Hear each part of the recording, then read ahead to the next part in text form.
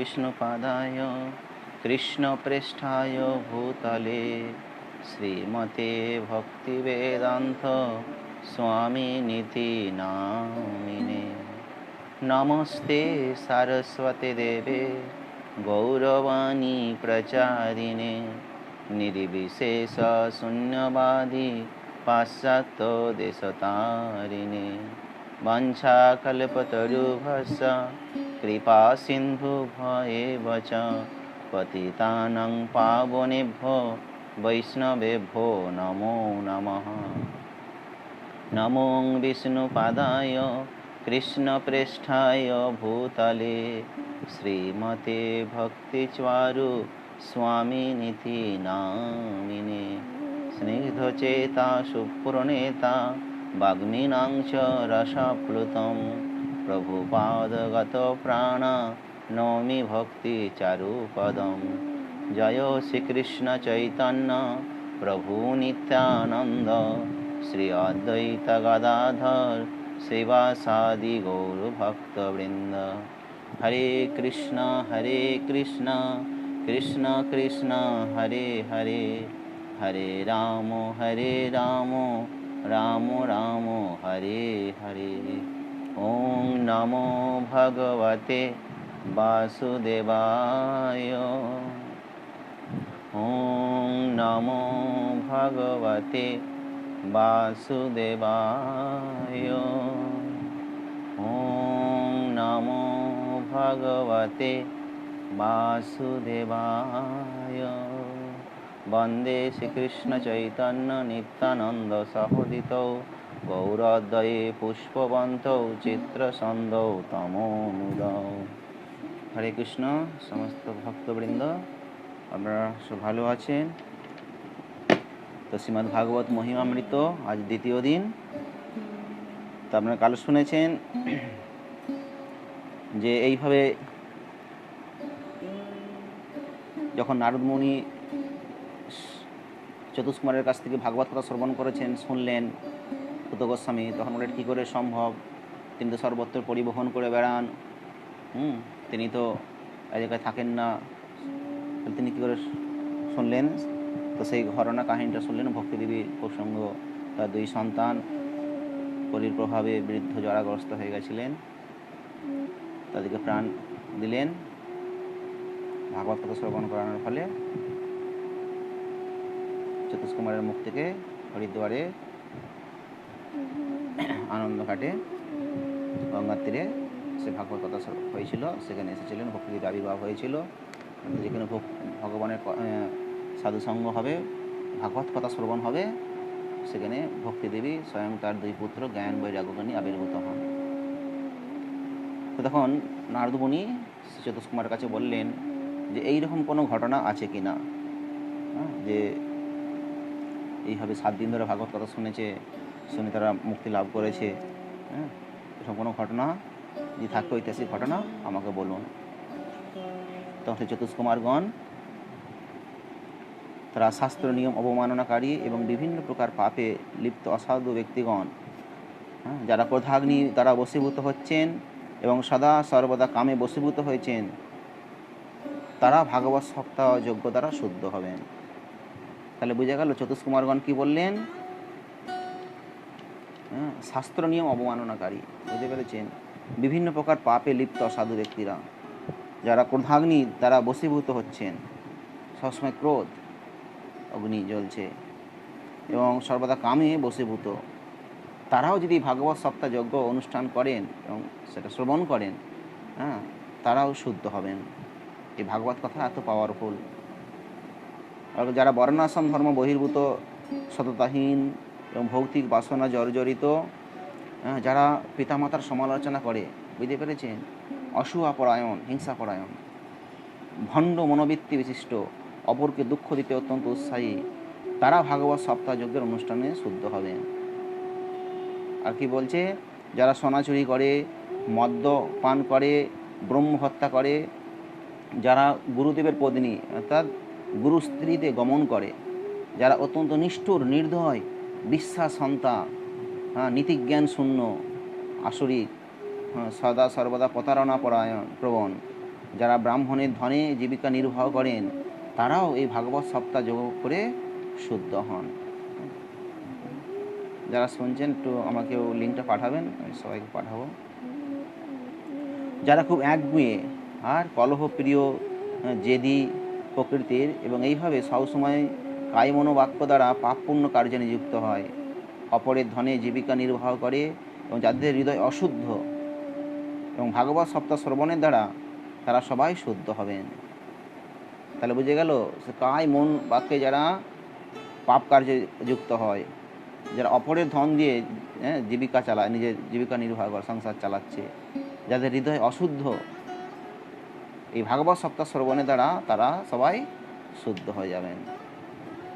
তারপরে বলছেন চতুষ্কুমারগণ বলছেন যে নারদ, এই সম্পর্কে আমি একটি ঐতিহাসিক ঘটনা বর্ণনা করব, যা শ্রবণ করলে শ্রবণকারী পাপ মুক্ত হবে।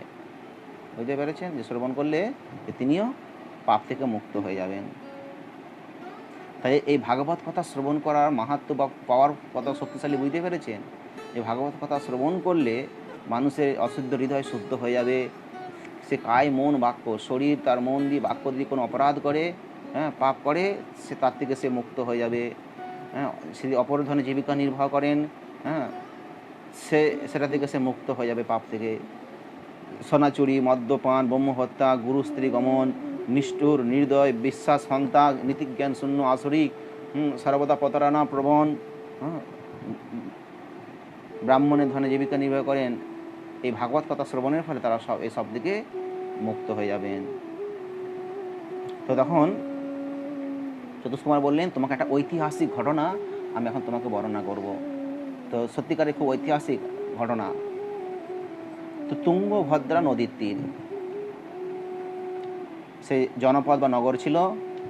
তো সেই নগরের অধিবাসীগণ তারা খুব সত্যবাদী ছিলেন, ধার্মিক ছিলেন এবং কর্তব্যপরায়ণ ছিলেন। কোথায়? তুঙ্গভদ্রা নদীর জনপদ বা গ্রাম, যেখানে তটদেশের ওই নগরে আত্মদেব, আত্মদেব এক ব্রাহ্মণ, বুঝতে পেরেছেন, তিনি বাস করতেন।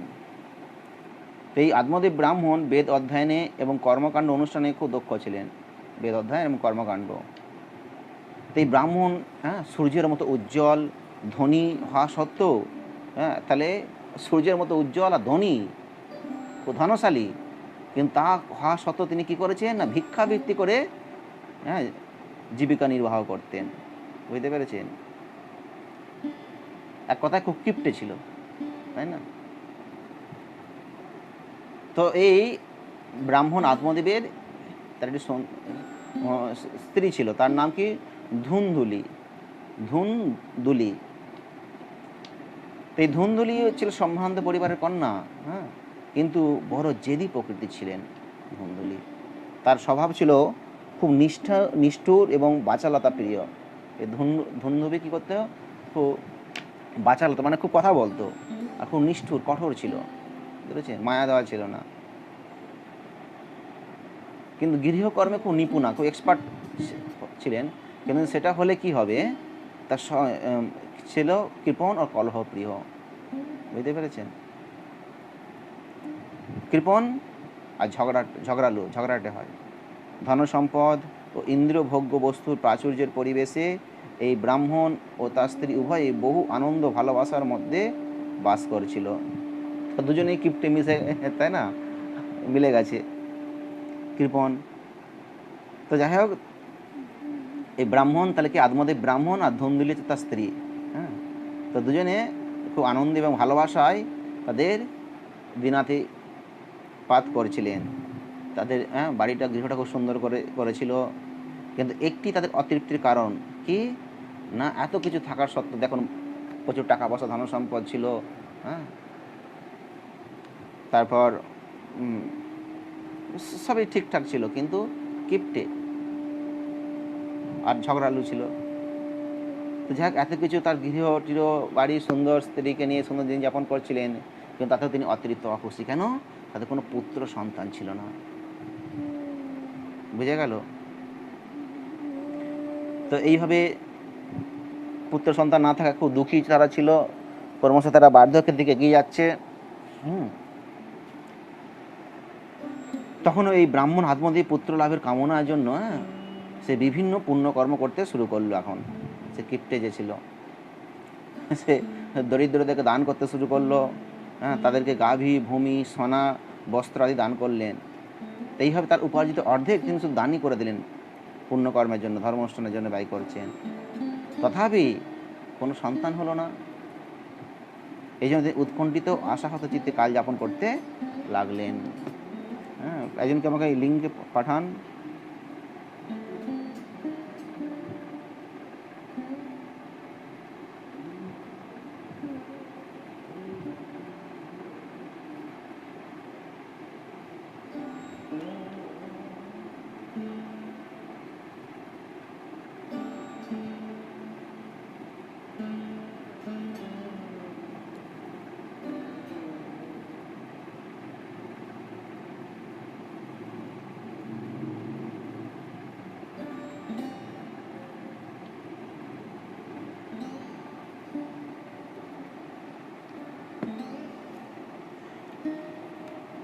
তাহলে কোনো পুত্র সন্তান না হওয়ার ফলে সে খুব উৎকণ্ঠিত আশাহত চিত্তে কি হয়েছে না, তিনি কোনো রকমে তার দিন যাপন, কাল যাপন করে চলেছিলেন।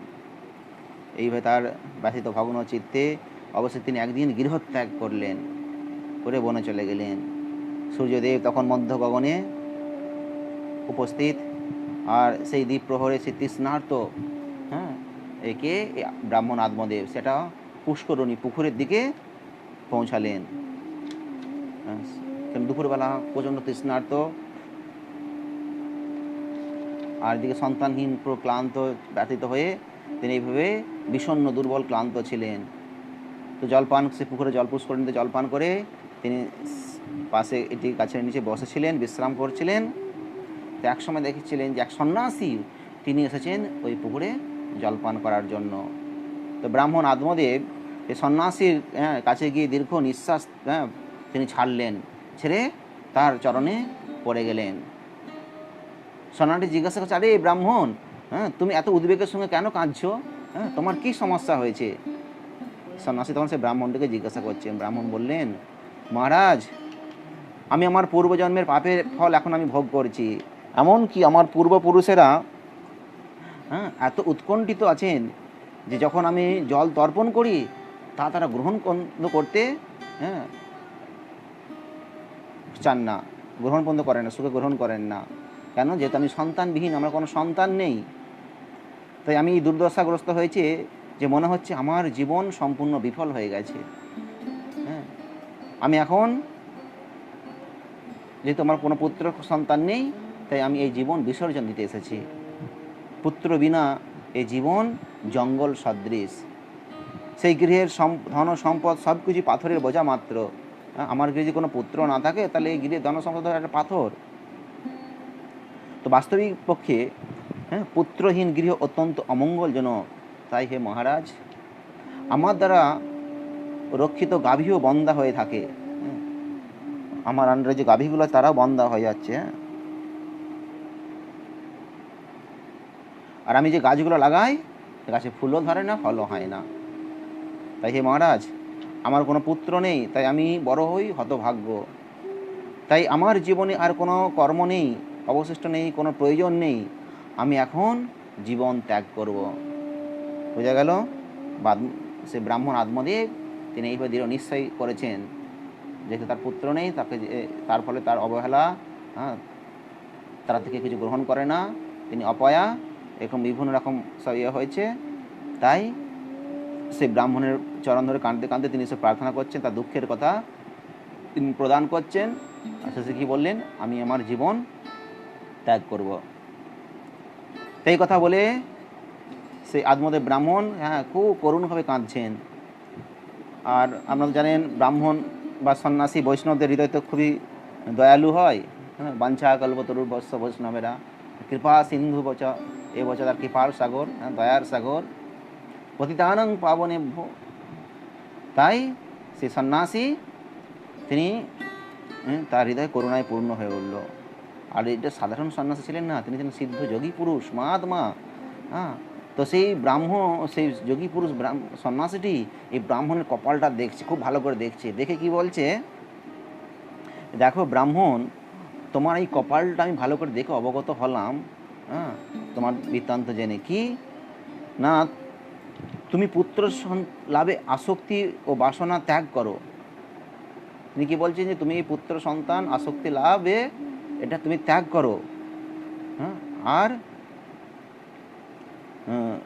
কারণ অত্যন্ত শক্তিশালী ভাগ্যই সব কিছু নিয়ন্ত্রণ করছে। তাহলে যোগী সন্ন্যাসীটি আত্মদেবের তার কপালটা ভালো করে দর্শন করে বলছে যে তোমার এই সন্তান লাভের আশা তুমি ত্যাগ করো। কিন্তু তো পাগল সন্তানের জন্য, কিন্তু বলছে না তুমি এটা ত্যাগ করো আশা।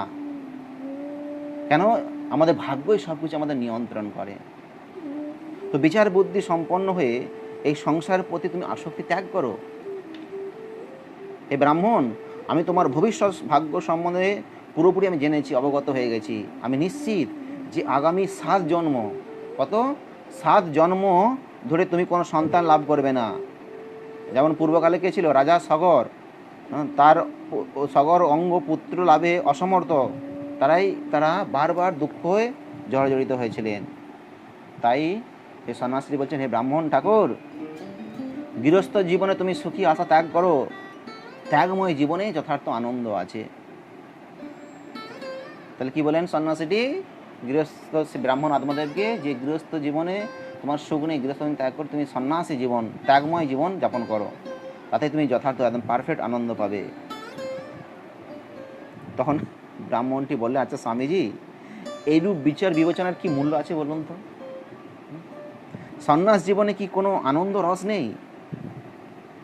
যে কোনোভাবে আমাকে একটি পুত্র দান করুন, অন্যথায় আমি নিশ্চিতভাবে শোকভার অপনোদনের জন্য, আমি আমার যে শোক, এই শোক ভারে আমি ভারাক্রান্ত, এই ভারটাকে আমি কমানোর জন্য আমি কি করব? আমি দেহত্যাগ করব। যে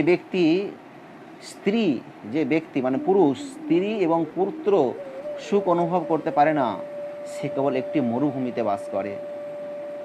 জীবনে তখনই আনন্দ অনুভূত হয় যখন কোনো ব্যক্তির গৃহে স্ত্রী পুত্র পৌত্রাদি পূর্ণ থাকে। তাই এ থেকে এসে সন্ন্যাসীটি কি দেখছে, যে আত্মদেবের এই সংসারের প্রতি একদম চরম আসক্তি। হ্যাঁ, এইসব লক্ষ্য করে তখন সন্ন্যাসী বলেন, ব্রাহ্মণ, রাজা চিত্রকেতু এইভাবে একবার নিজ ভাগ্য পরিবর্তন করতে গিয়েছিলেন, আর তার ফলে কী ছিল, তাকে চরম দুঃখ ভোগ করতে হয়েছিল। কোনো পুত্র, আপনারা জানেন চিত্রকেতুর কাহিনী, দয়া করে কি বলবেন না, কারণ এখানে যদি শুরু করি আজকের ক্লাস ওখানেই শেষ হয়ে যাবে। আমরা চিত্রকেতুর কাহিনী পরে যখন ভাগবতম পড়ব ডিটেলসে আমরা পড়ব, ওর মধ্যে আছে।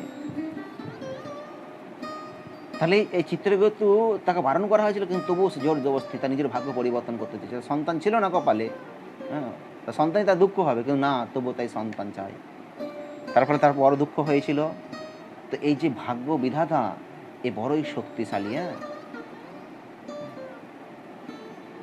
তাই তোমার কোনো প্রচেষ্টা সফল হবে না।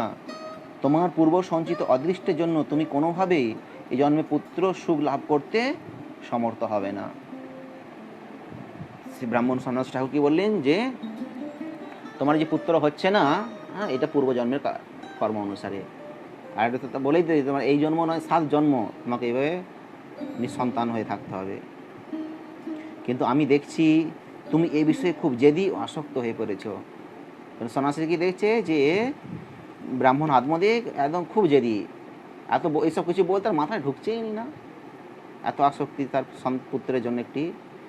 তো এই জন্য একটি পুত্র লাভের আশা করে আমার কাছে এসেছে। এই অবস্থা আমি কি বলতে পারি? এখন সন্ন্যাসী দেখছে যে এই তো পুত্র লাভের জন্য আমার পায়ে এসে পড়েছে চরণতলে, হ্যাঁ, পাগলের মতো হয়ে রয়েছে, দেহত্যাগ করে বলছে, তাহলে আমি এখন কি করতে পারি? এই যে বড় আসক্তি, হ্যাঁ, সংসারের প্রতি। তো সেই সন্ন্যাসী দেখছে যে ব্রাহ্মণের পুত্র লাভের জন্য তার যে ঐকান্তিক আগ্রহ, তখন অবশেষে সে সন্ন্যাসীকে বললেন, তাকে একটা ফল দিয়ে দিলেন, যে ফলটা নিয়ে যাও, তোমার স্ত্রী যদি এই ফলটা খায়, ভক্ষণ করে, গ্রহণ করে, তাহলে কি হবে? একদম নিশ্চিত কনফার্ম সে গর্ভবতী হবে এবং পুত্র সন্তান লাভ করবে। কিন্তু এই জন্য তাকে 1 বৎসর কী করতে হবে? সততা, পবিত্রতা, দয়া, দান পরায়ণতা, ব্রত গ্রহণ করতে হবে। কিন্তু বুঝে গেল, সততা, দয়া, দান, পরায়ণতা, পবিত্রতা, এগুলো তাকে মেনটেন করে চলতে হবে। আর দিনে একবার করে সে ভোজন করবে। তো এইভাবে এই যে ঠিকঠাক চলে, তাহলে 1 বছরের মধ্যে সে একটি সত্যপরায়ণ পুত্রের জন্ম দিতে পারবে। তো এই কথা বলে সে সন্ন্যাসীটি তাকে সে ফলটা দিয়ে অন্তরিত হলেন। তখন সে ব্রাহ্মণ আত্মদেব, হ্যাঁ, যেহেতু সে আসক্ত পুত্র সন্তানের মধ্যে খুব চিত্তে হৃদয়ে খুব আনন্দ খুশি, হ্যাঁ, তাই এইভাবে ফলটি নিয়ে সে গৃহে ফিরে আসলেন এবং তিনি তার স্ত্রীকে সে ফলটা দিয়ে গ্রহণ করার জন্য তাকে বললেন। বলে সে ব্রাহ্মণ আত্মদেব কাজের জন্য তিনি গৃহের বাইরে চলে গিয়েছিলেন। আর তখন সে যে স্ত্রীকে দিয়েছে সেই স্ত্রীটি ছিল খল স্বভাব। হ্যাঁ, সেই স্ত্রীটি তখন কাঁদতে কাঁদতে কী বলছে, তার অন্য আরও যে স্ত্রীগণ ছিল তাদের কাছে গিয়ে বলছে যে, হে বান্ধবীরা, আমি এখন খুব বড় উদ্বেগের মধ্যে পড়ে গেছি। হ্যাঁ, আমার স্বামী আমার জন্য একটি ফল এনেছিলেন, আর যেটা আমি খেলে আমি পুত্র লাভ করতে পারবো, কিন্তু আমি এই ফলটি যদি খাই তাহলে কি আমি গর্ভবতী হব, থাকি না? তা আমি যদি গর্ভবতী, আমার আমার পেটটা বাড়তে থাকবে, আর তখন আমি ঠিকমতো আহার করতে পারবো না, আর ফলে কি আমি দুর্বল হয়ে যাব, আর আমি তখন গৃহকর্ম ঠিকমতো করতেও পারবো না। আর যদি বলছি দুর্ভাগ্যবশত কোনো ডাকাতেরা আমাদের ঘরে আক্রমণ করে, তাহলে এই যে আমি গর্ভবতী হয়ে থাকবো, হ্যাঁ, আমার পেটটা বড় হয়ে থাকবে, ভারী হয়ে থাকবে, তাহলে দৌড়ে পালাতে পারবো না। হ্যাঁ, আর প্রসবকালে যদি সন্তান প্রসব পথে বাধাপ্রাপ্ত হয়, তাহলে নির্ঘাত আমাকে প্রাণ হারাতে হবে। হ্যাঁ, অথবা সে যদি সুখদেব গোস্বামীর মতো আবার হয়ে যায়, কি কাণ্ড দেখুন, মানে কত চিন্তা মেয়েদের। দেখুন বলছে এবার সুখদেব গোস্বামীর মতো হয়ে গেলে, সুখদেব গোস্বামী 12 বছর তার মায়ের গর্ভে কাটিয়ে দিয়েছেন। যদি এখন 12 বছর যদি আমার গর্ভে থেকে যায়, হ্যাঁ, কারণ যে একটা দিব্য ফল দিয়েছে, দেখা গেলো সে 12 বছর আমার গর্ভে আছে, বেরোচ্ছে না। হ্যাঁ, তাহলে কি যন্ত্রণা আমার কষ্ট ভোগ না করতে হবে? হ্যাঁ, কিন্তু আমি যে খুব নরম প্রকৃতির, কে সেই আত্মদেবের স্ত্রী, তার নাম কি ধুন্দুলি, সে বলছে। তাহলে বলছে বান্ধবীরা তোমরাই বলো, তাহলে এইসব কি সহ্য করতে পারবো আমি? হ্যাঁ, বলছে বান্ধবীগণ তোমরা, আরও আমার সমস্যা আছে, শুনো। কি না, গর্ভবতী অবস্থায় তো আমি অত্যন্ত দুর্বল থাকবো, আর আমার ননদ এসে নিশ্চিত রূপে কী করে আমার সব ধন সম্পদ নিয়ে চলে যাবে। আর ননদ এসে, কারণ আমি তো কিছু করতে পারবো না, আমার ননদ এসে সব ধন সম্পদ লুটপাট করে নিয়ে চলে যাবে। অধিকন্তু আমাকে অনেক কষ্টসাধ্য নিয়ম নীতি পালন করতে হবে। হ্যাঁ, এইসব গর্ভবতী যে নিয়ম নীতি, পবিত্রতা পরায়ণ, দান পরায়ণ, সততা পরায়ণ, হ্যাঁ, এইসব কত কিছু হতে হবে। তো এত তো নীতি পালন করতে হলে তাহলে তো আমার অনেক সমস্যা। এছাড়া গর্ভধারণ করা এটা তো বড় কষ্টকর। তাই মনে করি একমাত্র যারা বন্ধা আর বিধবা তারাই সুখে বাস করছে। তো এইসব চিন্তা করে সেই স্ত্রী, হ্যাঁ, ধুন্দুলি, সে কী করলো, সে এটা ফলটা খেলো না। যখন তার স্বামী তাকে সে কথা জিজ্ঞাসা করে, সে ছলনা করে, তাকে বললো, ও হ্যাঁ হ্যাঁ আমি ফলটা খেয়েছি। তো এইভাবে সেই তার যে স্ত্রী ধুন্দুলি তার সঙ্গে, আত্মদেবের সঙ্গে ছলনা করলো। তো হয়েছে কি, তার কয়েকদিনের মধ্যেই এই ধুন্দুলির যে বোন, সে বোন আবার এই ধুন্দুলির কাছে দেখা করতে এসেছিলেন, বুঝতে পেরেছেন? কিন্তু এই ধুন্দুলির যে বোন, ও ছিল আবার গর্ভবতী। তাই সেই বোন বললেন যে, প্রিয় ভগিনী ধুন্দুলি, তুমি তোমার কোনো উদ্বেগ প্রয়োজন নেই। আমার যে সন্তানটা আছে আমি তোমাকে দিয়ে দেবো গোপনে, আর তুমি তোমার সন্তানটা পরিচয় দিবে, আর আমার হাজব্যান্ডকে কি বলে দেবো, তাকে কিছু টাকা পয়সা দিয়ে দেবো, ও খুশি সন্তুষ্ট, তুমি কিছু টাকা পয়সা দাও, ব্যাস হয়ে যাবে। আর লোকজনের সমক্ষে বলো আমার গর্ভপাত হয়ে গেছে, ব্যাস করিয়ে গেল, 6 মাসের মধ্যে আমার গর্ভপাত হয়ে গেছে।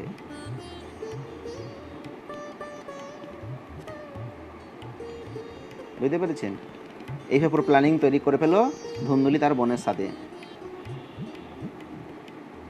আর যখন শিশুটি হবে, সে তোমার ঘরে লালন পালিত হবে, আমি মাঝে সাথে দেখতে আসবো, তাহলেই হবে। হ্যাঁ, তো এইভাবে পুরো ফাইনাল হয়ে গেল। তখন বললেন যে ঠিক আছে, তাহলে এটাই ফাইনাল। আর এই ফলটা যখন আছে, তাহলে দেখা যায় এই ফলটার ক্রিয়া, এর প্রতিক্রিয়া কী আছে, ফলটা খেলে সত্যিকার হবে কি না, কী হবে, কী হয় না হয়, বলে তাদের যে গাভী ছিল, সে গাভীকে ফলটা দিয়েছে খাইয়ে। তো এইভাবে যথাসময়ে, হ্যাঁ, সেই কী বলে, ধুন্দুলির যে বোন, সেটা পুত্র প্রসব করলো, সন্তানের জন্ম দিল। আর এই সদ্যজাত শিশুকে কী করেছে, গোপনে এই ধুন্দুলির কাছে দিয়ে চলে যায় তার স্বামী। কেন? ওই যদি তাকে টাকা পয়সা কিছু সব দিয়ে দিচ্ছে, ধন সম্পদ। এইভাবে আদমদেব যখন খবর পেল যে তার স্ত্রী ধুন্দুলির গর্ভে এই পুত্র সন্তান হয়েছে, সে তো খুব খুশি, আনন্দিত। তার ফলে সে কি বিভিন্ন রকম মাঙ্গলিক অনুষ্ঠান, তাদেরকে জন্ম অনুষ্ঠান পালন করলেন, ব্রাহ্মণদের প্রচুর দান করলেন এবং পুত্রের জন্মোৎসব, সঙ্গীত বাদ্যাদির বিভিন্ন সঙ্গীত বাদ্য এসব আয়োজন করলেন। আর ধুন্দুলি তখন কি বললেন, সন্তান তো হয়েছে কিন্তু স্তনে, মাতৃস্থানে কোনো দুধ নেই। তো তখন বলছে আমার মনে হয় শিশুকে এখন গাভীর দুধ দেওয়াটা ঠিক হবে না, তাহলে এখন কি করব? কারণ স্তনে দুধ নিতে লিখেছি, গাভীর দুধ পান করা যেতে পারে, কোনো অসুবিধা নেই, আমরা দেখেছি। কিন্তু বলে না, এখন ছোটো গাভীর দুধ দেওয়া যাবে না। কীরকম প্ল্যানিং দেখুন। কে বলছে তাহলে আমারও তো বোন অন্য একটা সন্তান এরা হয়েছিল, তো স্যার তাকে যদি আমি বলি তাহলে সে তার যেহেতু তার সন্তান এরকম প্রসব সে মারা গেছে হয়ে, তো তাহলে আমি তাকে দিতে পারি, এরকম বলছে। আবার তখন সে তার স্বামী খুশি রাজি হয়ে যায়, ঠিক আছে তোমার বোনকে তাহলে দিয়ে আসো। বোনের স্তন পান করে বড় হলো। তো যাই হোক, এইসব ঘটনা। তো এই আদমদেব কি করলেন, তার পুত্রের নাম রাখলেন কি, ধুন্ধুকারী। তার স্ত্রীর নাম ছিল ধুন্দুলি, আর ছেলের কি নামলেন, ধুন্ধুকারী।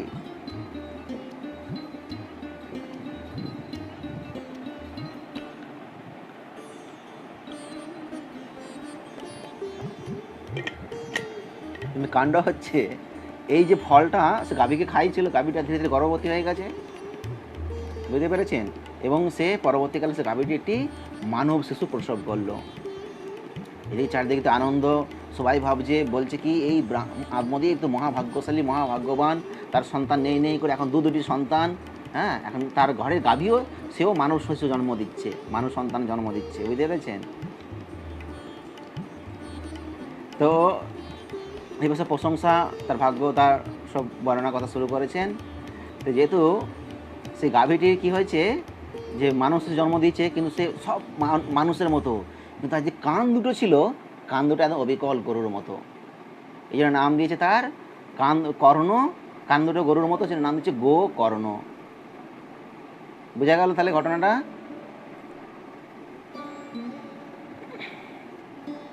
তো কালক্রমে তাহলে দুটো শিশুই বড় হচ্ছে, গাভী যে গোকর্ণ আর এই ধুন্ধুকারী, মনে থাকবে, ধুন্ধুকারী তার বোনের যে পুত্রটি।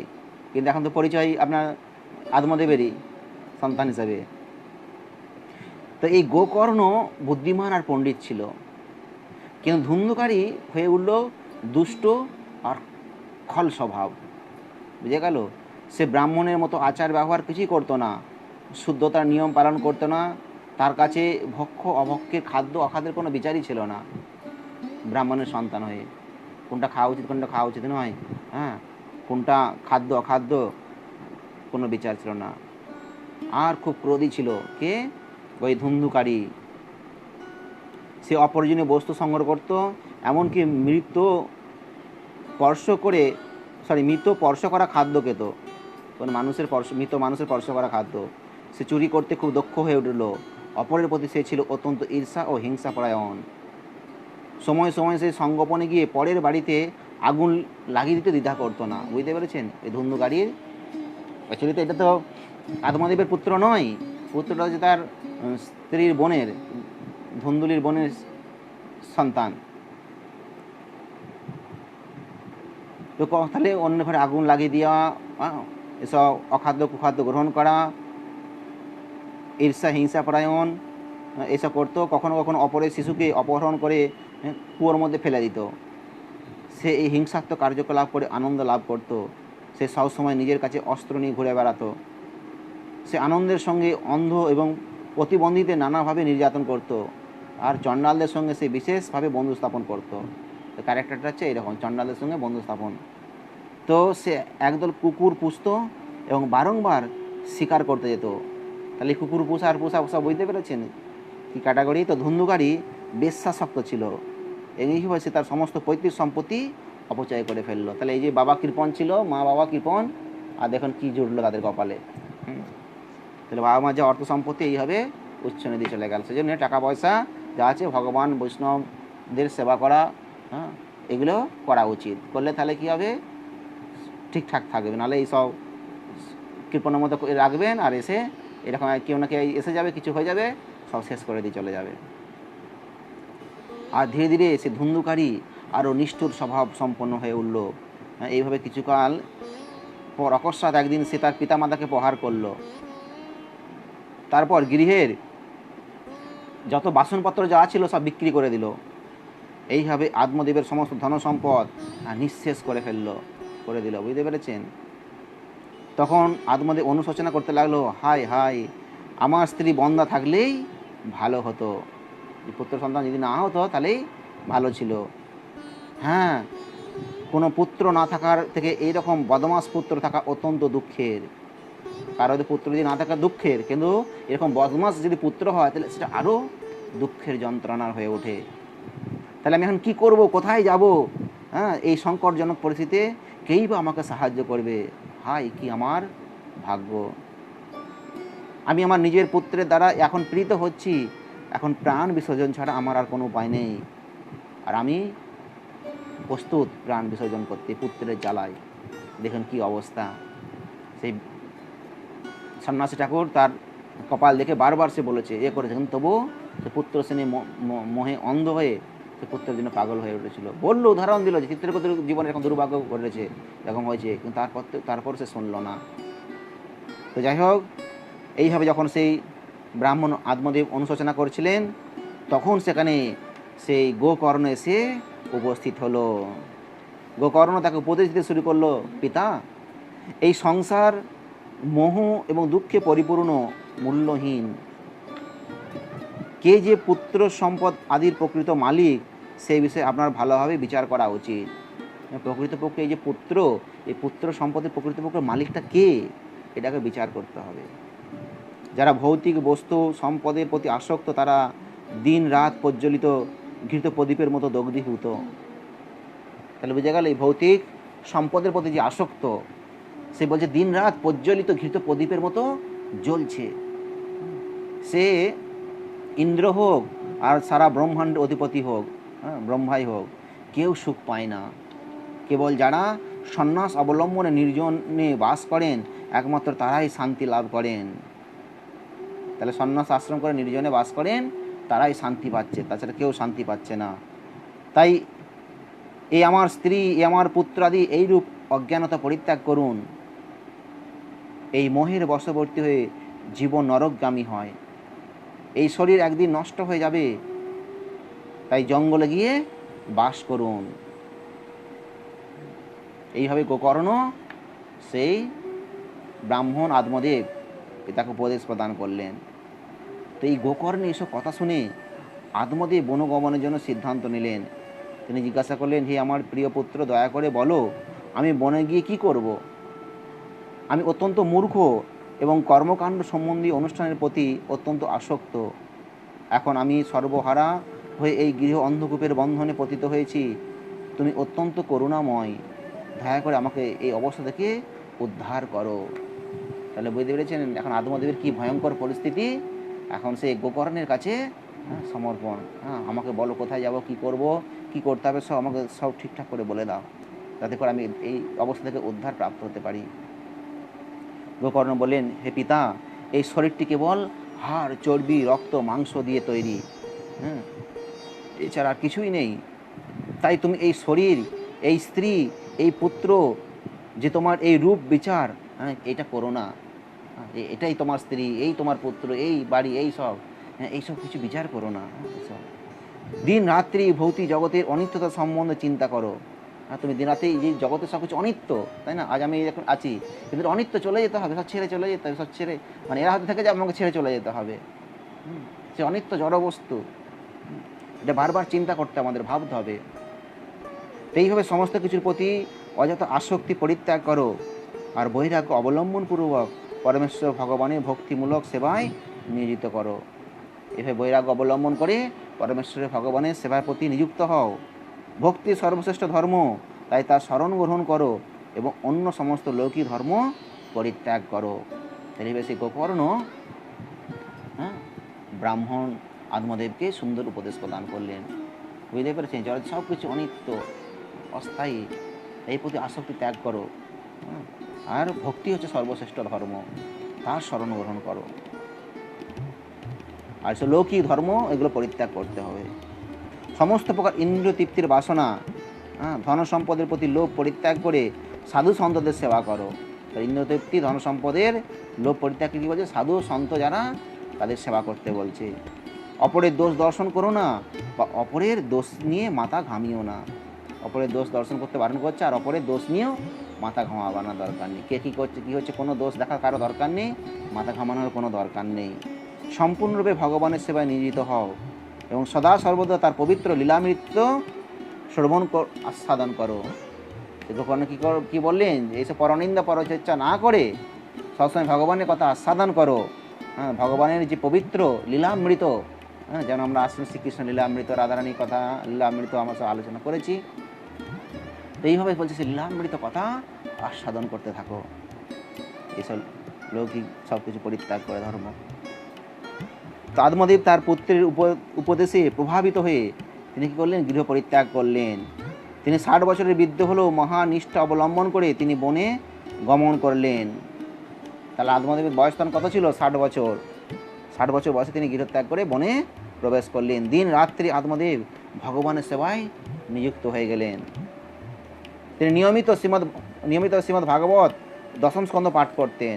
আত্মদেব কী হলো? নিয়মিত ভাগবতের দশম স্কন্ধ পাঠ করতেন। এইভাবে পরিশেষে একদিন আত্মদেব শ্রীকৃষ্ণের পাদপদ্ম লাভ করলেন। তাই গৌর প্রেমানন্দে হরি হরি গৌর। তাহলে দেখুন, সে গোকর্ণ ফল নিয়ে এসেছিল, তার স্ত্রী সে গ্রহণ করল, ধুন্দুলি গাভীকে খাইয়েছিল।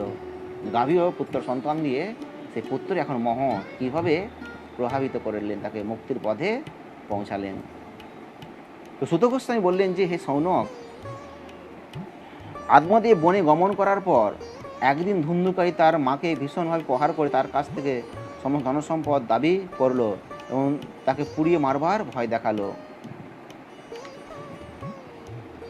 তাহলে এইভাবে আত্মদেব যখন বনে ছিলেন, তপস্যা করছিলেন, সে সময় সে ধুন্ধুকারী কী করেছিলেন? তার মাকে অর্থাৎ ধুন্দুলিকে তাকে ভয় দেখেছিলেন যে ধনসম্পদ যা আছে সব আমাকে দিয়ে দাও, আর যদি না দিবে তাহলে তোমাকে আমি ঝালিয়ে পুড়িয়ে মেরে দেবো। তো তখন বলছে এইসব অবরণীয় উৎপীড়িতা হয়ে তার পুত্রের ভয়ে একদিন রাত্রির ধুন্দুলি একটি কুয়োতে লাফ দিয়ে ডুবে আত্মহত্যা করলো।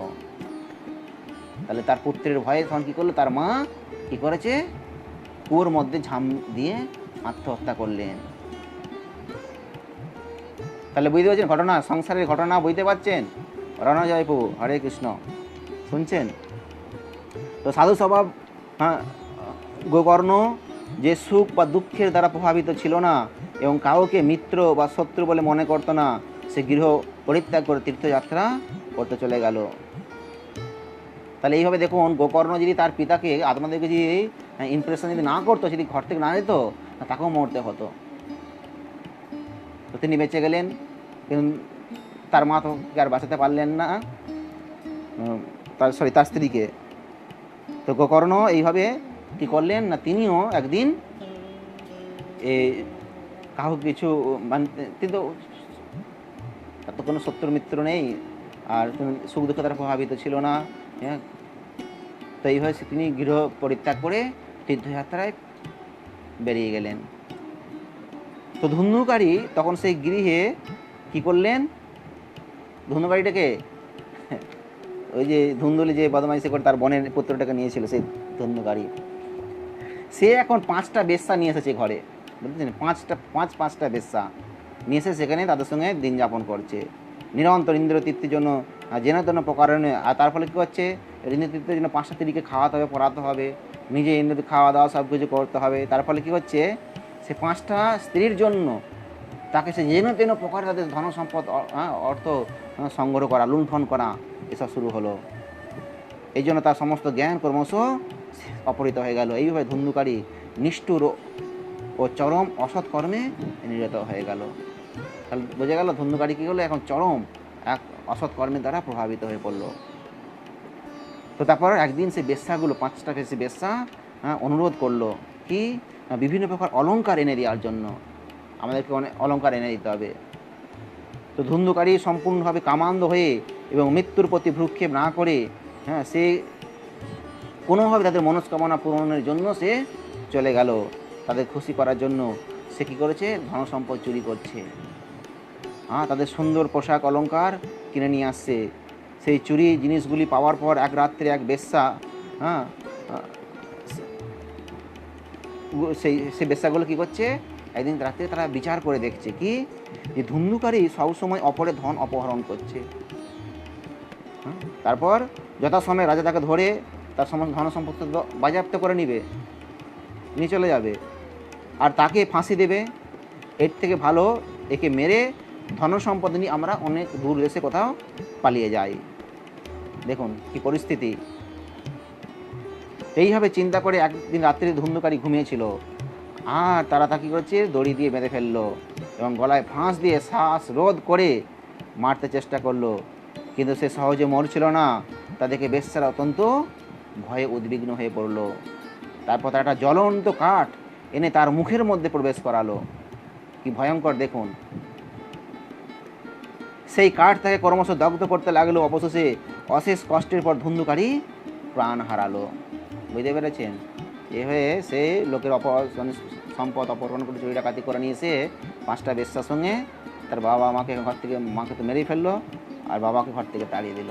দিয়ে হবে মনে করছে খুব সুখ পাবো, খুব ইন্দ্রিয় সুখ ভোগ করবো। কিন্তু কী হলো, সেই 5টা স্ত্রী তাকে জ্বলন্ত আগুনের কাঠ নিয়ে মুখে ঢুকিয়ে মেরে দিল দড়ি দিয়ে বেঁধে। তখন তারা সেই বেশ্যারা কী করলো, সেই মৃত শরীরটাকে মাটিতে পুঁতে ফেললো।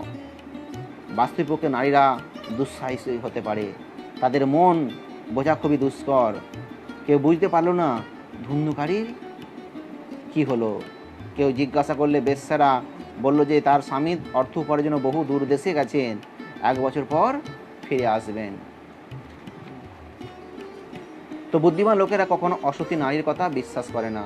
যে মূর্খ, নারী, অসতী নারী আর সতী নারী, এটা বিচার করে দেখতে হবে। যে মূর্খ ব্যক্তি অসতী নারীর উপর বিশ্বাস করে আর অবশেষে কি হয়, এই ধুন্ধুকারীর মতো দুঃখ ভোগ করতে থাকে। বুঝে গেল? তো সেই অসতী নারীর কণ্ঠস্বর কামুক পুরুষের কাছে অমৃতের মতো মনে হয়, মিষ্টি লাগে। তাহলে বুঝে গেল, যারা অসতী নারী হবে তাদের কণ্ঠস্বর এই কামুক ব্যক্তির কাছে এদের মনে হচ্ছে যেন অমৃত। তো বাস্তবেও তার হৃদয়টি তীক্ষ্ণ ক্ষুরের মতো ধারালো এই অসতী নারীদের। তাই অসতী নারীদের কারোর প্রতি ভালোবাসা নেই, তারা কেবল ধনসম্পদ ও ভোগকেই জানে। বহু পুরুষের সঙ্গে সেই বেশ্যাগুলি ধুন্ধুকারীর সমস্ত ধনসম্পদ নিয়ে যথাসময়ে উধাও হয়ে গেল। তাহলে বুঝতে পারছেন ঘটনাটা কীভাবে এগোচ্ছে। তো তার এই কৃতকর্মের ফলে ধুন্ধুকারী একটি প্রেত শরীর প্রাপ্ত হলো। তাহলে বুঝে গেল ধুন্ধুকারী কে ছিল, সে ধুন্ধুলির পুত্র, তার বোনের পুত্র। সে এখন এইভাবে সে বেশ্যাদের দ্বারা, জ্বলন্ত আগুনের কাষ্ঠের দ্বারা তিনি মারা যান এবং মারা গিয়ে তিনি কী হয়, প্রেত শরীর ধারণ করে। বোঝা গেল? একটি ঘূর্ণি বায়ুর মধ্যে অবস্থানপূর্বক সে ক্ষুধা তৃষ্ণায় অত্যন্ত জর্জরিত হয়ে ঘুরতে লাগলো। আর প্রেত শরীরকে যখন ঘূর্ণিঝড়া দেখেছে না, ঘুরছে পায় করে, অনেক বলে না ওই ঘূর্ণিঝড় হলে তাদের সাইড কেটে থেকে দূরে সরে যেতে, কারণ ওই ঘূর্ণিঝড়ের মধ্যে ওই প্রেত শরীর ধুন্ধুকারী অবস্থান করছিল। এই অবস্থান করছে ক্ষুধা তৃষ্ণায় কাতর হয়েছিল। ওই জন্য দেখেন এই ঘূর্ণিঝড়ের মধ্যে কেউ বলেছেন তার মাথা ঘুরে যায়, সে বলে তাকে ভূতে ধরাতে, তারা অনেক গোলমাল হয়ে যায়, আপনারা শুনেছেন হয়তো। তো অশেষ যাতনা ভোগ করতে করতে ধুন্ধুকারী কেবলই অনুশোচনা করতে লাগলো। সে কোথাও আশ্রয় পেল না। কিছুদিন পর গোকর্ণ ধুন্ধুকারীর মৃত্যুর সংবাদ পেল। সে তার ভাইয়ের আশ্রয়হীন পরিত্যক্ত অবস্থা বিবেচনা করে সে তার উদ্দেশ্যে পিণ্ডদানের জন্য গয়া তীর্থে গমন করলো। কিন্তু সে গোকর্ণ কত দেখুন সহায়তাপূর্ণ, হেল্পফুল এটাকে বলে। তো তার ভাইয়ের মৃত্যুর খবর শুনে তিনি ফিরে এসে তিনি কী করছেন, গয়াতে গেছেন তার ভাইয়ের উদ্দেশ্যে পিণ্ডদান করার জন্য। পরবর্তী সময়ে তীর্থ ভ্রমণ করতে করতে একবার গোকর্ণ তার গ্রামে পৌঁছালো। সে গ্রহণ করতে তার গ্রামে, মানে সে যেখানে জন্মগ্রহণ করেছিল সেখানে ঘুরতে ঘুরতে ওখানে এসে পৌঁছেছে এবং তার যে সেই পুরনো বাড়িটি, সে বাড়িতে সে প্রবেশ করেছে। তো ধুন্ধুকারী প্রেতাত্মা দেখলো যে গোকর্ণ এসেছে, তাই সে এক ভয়ঙ্কর রূপ ধারণ করলো এবং তার সম্মুখে আবির্ভূত হলো। কখনো সে একটি ভয়ঙ্কর ভেড়ার রূপ ধারণ করছিল, তারপর একটি হাতির রূপ, কখনো একটা মহিষের রূপ, কখনো ইন্দ্রের রূপ, সময় সময় অগ্নির রূপ ধারণ করছিল। পরিশেষে একটি মানব শরীর ধারণ করে আবির্ভূত হলো। বোঝা গেল? তাহলে সেই ধুন্ধুকারী পেতশরী লাভ করেছিল। সে পেতশরী লাভ করে যখন দেখেছে গোকর্ণ সবার অলক্ষ্যে সে ঘরের বিদ্যে প্রবেশ করেছে, তার কাছে বিভিন্ন রূপ ধারণ করে তাকে ভয় দেখাচ্ছে। ভয় দেখি লাস্টে সে একটি মানব রূপে দাঁড়ালো। এই সমস্ত দেখে গোকর্ণ মনে করলো যে একটি ভূত নিশ্চিত হবে এই সমস্ত প্রদর্শন করছে। তো সে সাহস ও ধৈর্য সহ বলল, তুমি কে? তুমি কেন এই সমস্ত ভয়ঙ্কর রূপ প্রদর্শন করছো? এই অবস্থা তোমার কি করে হলো? আমাকে সব খুলে স্পষ্টভাবে বলো।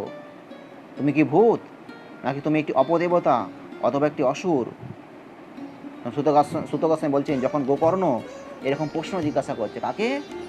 সেই পেট শরীর রূপী সেই ধুন্ধুকারীকে, তখন সেই ভূতটি উচ্চ স্বরে কাঁদতে শুরু করে দিল। তার কোনো কথা বলার ক্ষমতা ছিল না, কারণ ভূত শরীরে সে কথা বলবে কী করে? ভূত শরীরে সে যে কোনো মানুষকে স্পর্শ করে, মানুষের মধ্যে অবস্থান করে, কারণ সে কথা বলা চাইছে। তাই এরকম যারা অশুদ্ধ অপয়া অশুদ্ধ মানুষ থাকবে, তাদের শরীরের মধ্যে বিরাজ করে তাদের মুখ দিয়ে সে কথা বলাবে। তখন আরে মানুষ তো পাগল ধরেছে, পাগল হচ্ছে, আর অনেক কিছু বলে, শুনেছেন হয়তো। এইভাবে সে সে ধুন্ধুকারী সে কোনো কথা বলতে পারছে না, আর তারপরে সে কান্না করতে শুরু করেছে যে তার কোনো কথা বলার ক্ষমতা ছিল না। তাই সে কেবল হাত দ্বারা ইশারা করতে লাগলো। গোকর্ণ সেই প্রেতাত্মার উপর কিছু জল ছিটিয়ে দিল। আর ওই যে গোকর্ণ গয়া তীর্থ গেছে, বিভিন্ন তীর্থের জল তার মধ্যে কাছে ছিল, সে তীর্থের জল যা ছড়িয়ে দিল, তখন সেই পেট শরীরটি একটি রূপ পেল, মুক্ত হলো পেট শরীর থেকে, পাপ থেকে। এর ফলে সে কথা বলতে সক্ষম হলো। সে প্রেতাত্মাটি তখন বলল, হে গোকর্ণ, ও শরীর পায়নি, সে কথা বলতে পারছিল না, এখন সে কথা বলতে পারছে পেট শরীরটি। বুঝতে পেরেছেন? এখন শরীর পায়নি। তখন সে বলল যে, হে গোকর্ণ, আমি তোমার ভাই ধুন্ধুকারী।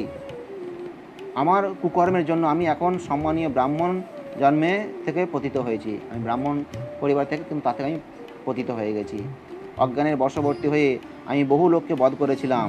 আমি যে কত পাপ করেছি তার কোনো হিসাবের বাইরে। পরিশেষে আমি 5টি বেশ্যার প্রতি আসক্ত হয়ে গিয়েছিলাম, তারা আমাকে মেরে ফেলেছে। ফলে আমি এই পেট শরীর প্রাপ্ত হয়ে পাপ কর্মের প্রতিক্রিয়া এখন নিদারুণ দুঃখ কষ্ট ভোগ করছি। ভগবানের ইচ্ছা আমি কোনো রকমে বায়ুর মধ্যে বেঁচে আছি। আমার প্রিয় ভাই, তুমি হচ্ছে কৃপার সাগর, দয়া করে যে কোনো ভাবে আমাকে এই পেট শরীর থেকে উদ্ধার করো। তখন গোকর্ণ বলছেন যে, প্রিয় ভাই, আমি তো অত্যন্ত বিস্মিত হচ্ছি। আমি তো সদ্য গয়াতে গিয়ে তোমার জন্য পিণ্ডদান করে এসেছি, কিন্তু আশ্চর্যের ব্যাপার এই যে তুমি এখনও এই ভয়ঙ্কর পেট শরীর থেকে মুক্ত হওনি। গোকর্ণ কী বললো, আমি তো এই তোমার জন্য তো পিণ্ডদান করে আসলাম, এখনও কি বলে সে তার ইয়েটা আছে, প্রভাবটা আছে, কিন্তু এটা তো একদম আশ্চর্যের বিষয়। তুমি পিণ্ডদান করে তোমার আত্মা, তুমি প্রেতাত্মা থেকে মুক্ত হওনি। গয়াতে যজ্ঞ অনুষ্ঠান করে তুমি অনুষ্ঠানে যদি তুমি মুক্তি লাভ না করতে পারো, তাহলে আমি জানি না কি করতে হবে তোমার মুক্তির জন্য। এর কি সমাধান আমাকে তা বলো। তাহলে তোমার জন্য যজ্ঞ করেছি, গয়াতে তোমার পিণ্ডদান করেছি, তাতেও যদি তোমার মুক্তি না হয়, তাহলে আমি এখন কী করতে পারি? এখন তুমিই বলো তোমার সমাধান কি। তখন সেই প্রেতটা কি বলল, যে গয়াতে একবার কেন শতবার সাধ্যক্রিয়া করলেও আমি এই অবস্থা থেকে মুক্ত হতে পারবো না। তুমি অবশ্যই অন্য কোনো শক্তিশালী উপায় চিন্তা করো। তাহলে সেই প্রেতরূপী সেই ধুন্ধুকারী কি বলছে, যে একবার নয় শতবার এই যজ্ঞ করো, পিণ্ড দান করো, তাতেও আমার মুক্ত হবে, আমি মুক্ত হতে পারবো না। এর থেকে যদি কোনো শক্তিশালী থাকে আর কিছু রাস্তা, সেই উপায় চিন্তা করো। গোকর্ণ এই কথা শুনে তো আশ্চর্য হয়ে গেল। সে বলল, গয়াতে যদি শত সাধ্যক্রিয়ার দ্বারা তোমার উদ্ধার লাভ না হয়, তাহলে তোমার মুক্তি তো অসম্ভব। যাই হোক, তুমি ভয় করো না, এখানে তুমি অবস্থান করো, আমি তোমার উদ্ধারের জন্য আমি কিছু চিন্তা করছি। এইভাবে সে প্রেতাত্মা ধুন্ধুকারীর কথা শুনে চলে গেল। প্রেতাত্মা ধুন্ধুকারী গোকর্ণের কথা শুনে সে চলে গেল। গোকর্ণ সারা রাত গভীর চিন্তায় কাটিয়ে দিলেন, কোনো সমাধান খুঁজে পেল না। তারপরের দিন সকালে বহু লোক তার আগমন সংবাদে তাকে দেখতে এলো। বহু লোক গোকর্ণের, কারণ বহু শিক্ষিত বেদজ্ঞ পণ্ডিত যোগীরা তাকে দর্শন করতে এসেছিলেন। গোকর্ণ তাদেরকে পূর্ব রাত্রি ঘটনা বর্ণনা করলো। এক তো গোকর্ণ কানটা, সবই মানুষের মধ্যে কানটা গরুর মতো, সবাই দেখতে আসছে। তারপরে তার এই যে ঘটনা, পূর্বরাত্রির ঘটনা গোকর্ণ তখন সমস্ত সবার কাছে বর্ণনা করলেন। তারা সবাই তাদের শাস্ত্র অনুসন্ধান করে দেখলেন, কিন্তু ধুন্ধুকারীর উদ্ধারে কোনো নির্দিষ্ট উপায় বলতে পারলেন না। তারা এত পণ্ডিত ব্যক্তিরা সবাই এসেছিল, কিন্তু গোকর্ণের কথা শুনলো যে কী করে তার ভাই উদ্ধার, এই পিণ্ডদানে, তারা কোনো আর উপায় বের করতে পারলেন না। পরিশেষে তারা স্থির করলেন যে সূর্য ভগবান যে নির্দেশ দিবেন, সেই নির্দেশ পালন করলেই ফল লাভ হবে। তখন গোকর্ণ সমস্ত সঞ্চিত তপস্যার শক্তির দ্বারা সূর্যদেবের গতি রোধ করলো এবং প্রার্থনা করলে, ভগবান আপনি সারা জগতের সাক্ষী স্বরূপ, আমি আমার সশ্রদ্ধ প্রণতি আপনাকে নিবেদন করি, দয়া করে আমার উপরে কৃপা করুন এবং ধুন্ধুকারীর উপায় বর্ণনা করুন। তাহলে তখন গোকর্ণ কী করলেন, সূর্যদেব বা সূর্য নারায়ণের উপর নির্ভর করলেন, তার কোনো শক্তি দিয়ে সূর্যকে রুখে দাঁড়ালেন। দাঁড়িয়ে তাকে প্রশ্ন বললেন যে এই কাণ্ড এই হয়েছে, এখন এই কোনো উপায় আমাকে বর্ণনা করুন উদ্ধারের। তখন সূর্যদেব বললেন যে একমাত্র কি না, সপ্তাহব্যাপী ভাগবত কথা কীর্তন দ্বারা তাকে উদ্ধার করা যাবে। তাহলে কি বলছে, ভাগবত কথা, যে কমসে কম 7 দিন যদি পাঠ করে 7 দিন ভাগবত কথা শুনলে এই প্রেতাত্মা শরীর থেকে সে মুক্তি লাভ করবে। বুঝতে পেরেছেন? তো সেখানে সমস্ত উপস্থিত ব্যক্তিগণ সূর্যদেবের এই উক্তি শ্রবণ করলেন। এই সরল পদ্ধতিটি উদযাপন করার জন্য সবাই সহমত। এইভাবে গোকর্ণের ভাগবত সপ্তাহ যজ্ঞের কথা প্রচারিত হয়ে গেল। সব কিছু নিকটস্থ গ্রাম থেকে পাপ থেকে উদ্ধার পাবার আশায় এবার যখন শুনেছে, বলছি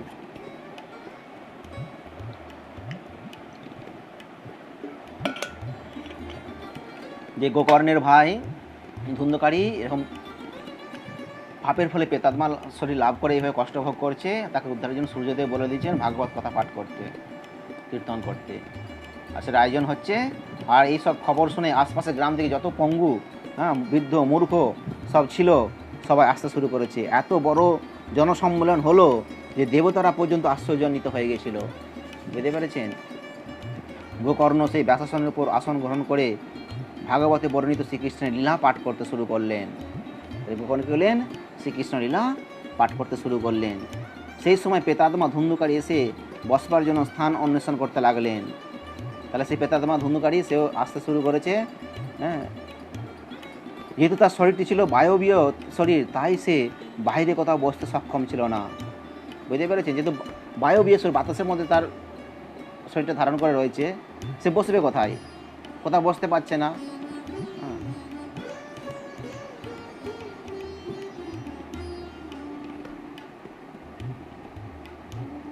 তখন সে কী হলো, ওই যে প্যান্ডেল করেছিল ওখানে যে বাঁশ ছিল, সে বাঁশের মধ্যে সে অবস্থান করলো। বুঝতে পেরেছেন? আর বাঁশের মধ্যে কি, আর বাঁশটা ছিল 7টা বাঁশের গিঁট ছিল ওই বাঁশটায়। তেভাবে সেই বাঁশের মধ্যে অবস্থান করে সে প্রেতাত্মা ধুন্ধুকারী গোকর্ণের মুখ থেকে ভাগবত কথা শুনতে শুরু করলেন। তো একজন বৈষ্ণব ব্রাহ্মণকে সভাপতি নিযুক্ত করে গোকর্ণ সুস্পষ্ট ও মধুর স্বরে শ্রীমদ্ ভাগবতের প্রথম স্কন্ধ থেকে পাঠ শুরু করলো। তাহলে গোকর্ণ কী করলেন? ভাগবতের প্রথম স্কন্ধ থেকে পাঠ শুরু করেছে। আর কি করেছেন না, এই যেহেতু একটা বৈষ্ণব, এখানে ভাগবত কথা একটা সভা হচ্ছে, তাই সভার জন্য একটা সভাপতির প্রয়োজন। বুঝতে পেরেছেন? সভাপতি যেমনভাবে নির্দেশ দিচ্ছেন, সে নির্দেশ সেখানে সভাপতি নিযুক্ত করে তখন সভাপতির নির্দেশ অনুসারে গোকর্ণ সুস্পষ্ট ও মধুর স্বরে শ্রীমদ্ ভাগবত পাঠ করতে শুরু করলেন। আসলে কোথায় না, প্রথম স্কন্ধ থেকে। এই হচ্ছে প্রথম স্কন্ধ, কাল দেখেছিলাম। এভাবে প্রথম স্কন্ধ থেকে ভাগবত পাঠ করতে শুরু করলেন। খুব সুন্দর। এই যে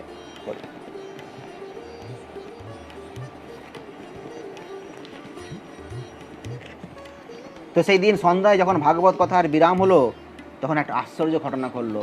প্রতিদিন ভাগবত কথা হচ্ছে, সন্ধ্যাবেলায় ভাগবত কথা শেষ হচ্ছে, সবাই সমস্ত লোক দেখতে পেল যে ওই যে বাঁশটিতে বসে শ্রবণ করছিল কে, পেতাত্মা ধুন্ধুকারী, ওই বাঁশটা একটা গিট ফেটে গেল। অদ্ভুত ঘটনা। তো প্রতিদিন এইভাবে শ্রীমদ্ ভাগবত পাঠ হতে লাগলো, আর এইভাবে প্রত্যেক দিন ভাগবত পাঠের শেষে যখন সন্ধ্যাবেলা একটা করে বাঁশের গিট ফাটতে শুরু করেছে। বুঝতে পেরেছেন? এবার 7 দিন পর যখন দেখলো যে পুরো ভাগবত কথা শেষ হলো, তখন দেখা গেল যে বাঁশের 7টা গিটই ফেটে গেছে। ধুন্ধুকারী তার সেই পেট শরীর থেকে মুক্ত হয়েছিল। সে নবজলদে মেঘের মতো শ্যাম বর্ণযুক্ত একটি দিব্য শরীর লাভ করেছিল। সে পীত বসন পরিধান করেছিল, তার গলায় তুলসীর মালা, শিরে মুকুট শোভা পাচ্ছিল এবং মনোহর কুণ্ডল ও কর্ণকে সুশোভিত করেছিল। তাহলে এইবার 7 দিন ভাগবত কথা শুনে সে প্রেত শরীর থেকে সে কী করেছে, একটা সুন্দর দিব্য শরীর লাভ করে এত সুন্দর অঙ্গভূষণে ভূষিত হয়ে বৈষ্ণব তিলক, কণ্ঠী মালা, অলঙ্কার, ধুতি, পাঞ্জে উদ্ভাসিত হয়ে সে জায়গাটা সুশোভিত করে মুক্তি লাভ করলো।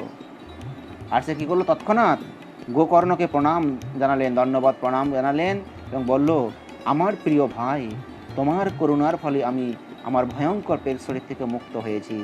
এই ভাগবত সপ্তাহ অনুষ্ঠান এতই মহিমা সমন্বিত যে তা পেট রূপ থেকে মুক্ত করে একজনকে কৃষ্ণলোকে উন্নীত করতে পারে। যখন কেউ ভাগবত সপ্তাহ উদযাপন করতে শুরু করে, ভাগবত কথার দিব্য অগ্নিতে পুরো ভস্মীভূত হয়ে তখন পাপ কম্পিত হতে শুরু করে। যেভাবে আগুন ছোট বড় শাখা প্রশাখা সহ সমগ্র বৃক্ষকে দহন করে, সেভাবে এই ভাগবত সপ্তাহ কায় মনোবাক্যের দ্বারা কিন্তু সমস্ত ছোট বড় পাপকে ভস্মীভূত করে দেয়। তাহলে ভাগবত কথা শুনলে কী হবে, যত ছোট বড় যা পাপ আছে সব ভস্মীভূত হয়ে যাবে। তো সেই জন্য আজকে আমরা এই ভাগবত মহিমা শেষ করবো কালকে এবং কালকে করেছি আর আজকে। তাহলে আপনার মহিমা বুঝতে পেরেছেন যে ভক্তিদেবী তিনি কীভাবে কষ্ট পাচ্ছিলেন। নারদমুনির কাছ থেকে সেই নারদমুনি যখন সে চতুষ্মার ভাগবত কথা শ্রবণ আয়োজন করলেন হরিদ্বারে, সেখানে স্বয়ং ভক্তিদেবী তার জ্ঞান বৈরাগ্যে উপস্থিত হয়ে তারা পুষ্টি লাভ করলো। তো আজ আমরা নারদমুনির ঘটনা শুনতে চেয়েছিলেন, আজ আমরা ঘটনা পেলেন। কে? এই গোকর্ণ।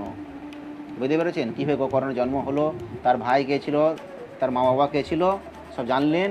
এবং সে পেট শরীর কীভাবে পাপের ফলে পেট শরীর লাভ করেছিল, এই পেট শরীর থেকে কীভাবে তিনি মুক্তি পেলেন, এসব আপনারা শুনলেন।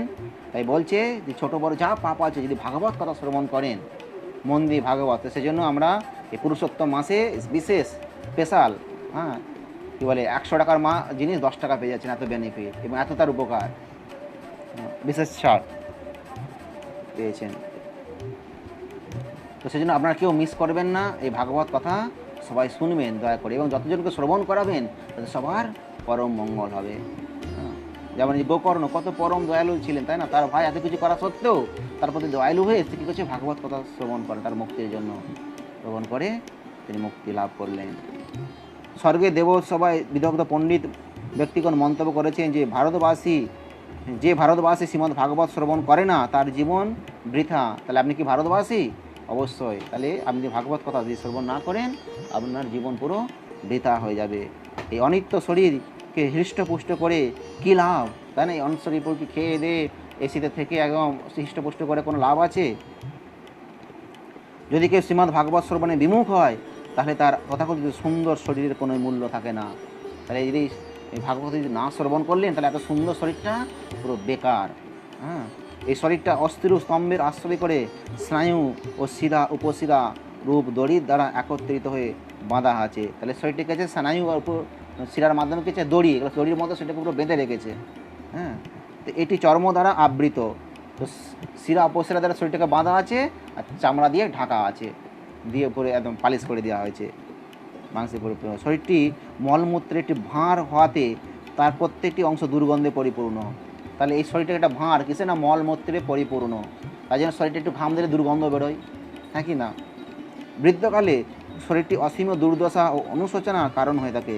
যখন বৃদ্ধ হয় তখন শরীরটা দুর্দশা এবং অনুশোচনার কারণ হয়ে থাকে। বাস্তবিকপক্ষে এটি হচ্ছে খাদ্য পচনের একটি ভাণ্ড বিশেষ, খাদ্যকে হজম করার জন্য এই একটা ভাঁড়। এই শরীরটির ভরণ পোষণ করা এক বিরাট বোঝাস্বরূপ। এটি সর্বদা ভৌতিক বাসনা দ্বারা জর্জরিত হচ্ছে, যা কখনোই প্রশমিত হয় না। এই শরীরের প্রত্যেকটি লোমকূপ ত্রুটিপূর্ণ, ত্রুটিতে মানে প্রতিটি লোমকূপ ত্রুটি মানে ভুলে ভরা, এবং এটি এক মুহূর্তের মধ্যে নষ্ট হয়ে যেতে পারে। মাটিতে সমাধি দিলে শরীরকে কী হবে, কৃমিকীটে ভক্ষণ করে থাকে। বাইরে ফেলে দিলে শকুন শ্রীকালের আনন্দে খেয়ে ফেলে। শরীরটি বিষে পরিণত হয়ে যায়। যদি শরীরটি পোড়ানো হয় তবে সেটা ভস্মে পরিণত হয়ে যায়। বাস্তবিক এগুলো হচ্ছে শরীরের একমাত্র গতি। তাহলে বুঝতে পারছেন যে শরীরটা নিয়ে এত অহংকার, এত সব কিছু, তার কী অবস্থা দেখুন। রূপের গৌরব কেন করো ভাই, অনিত্য কলেবর কভু নয় স্থিরতর, চিতার আগুনে পুড়ে হবে চায়।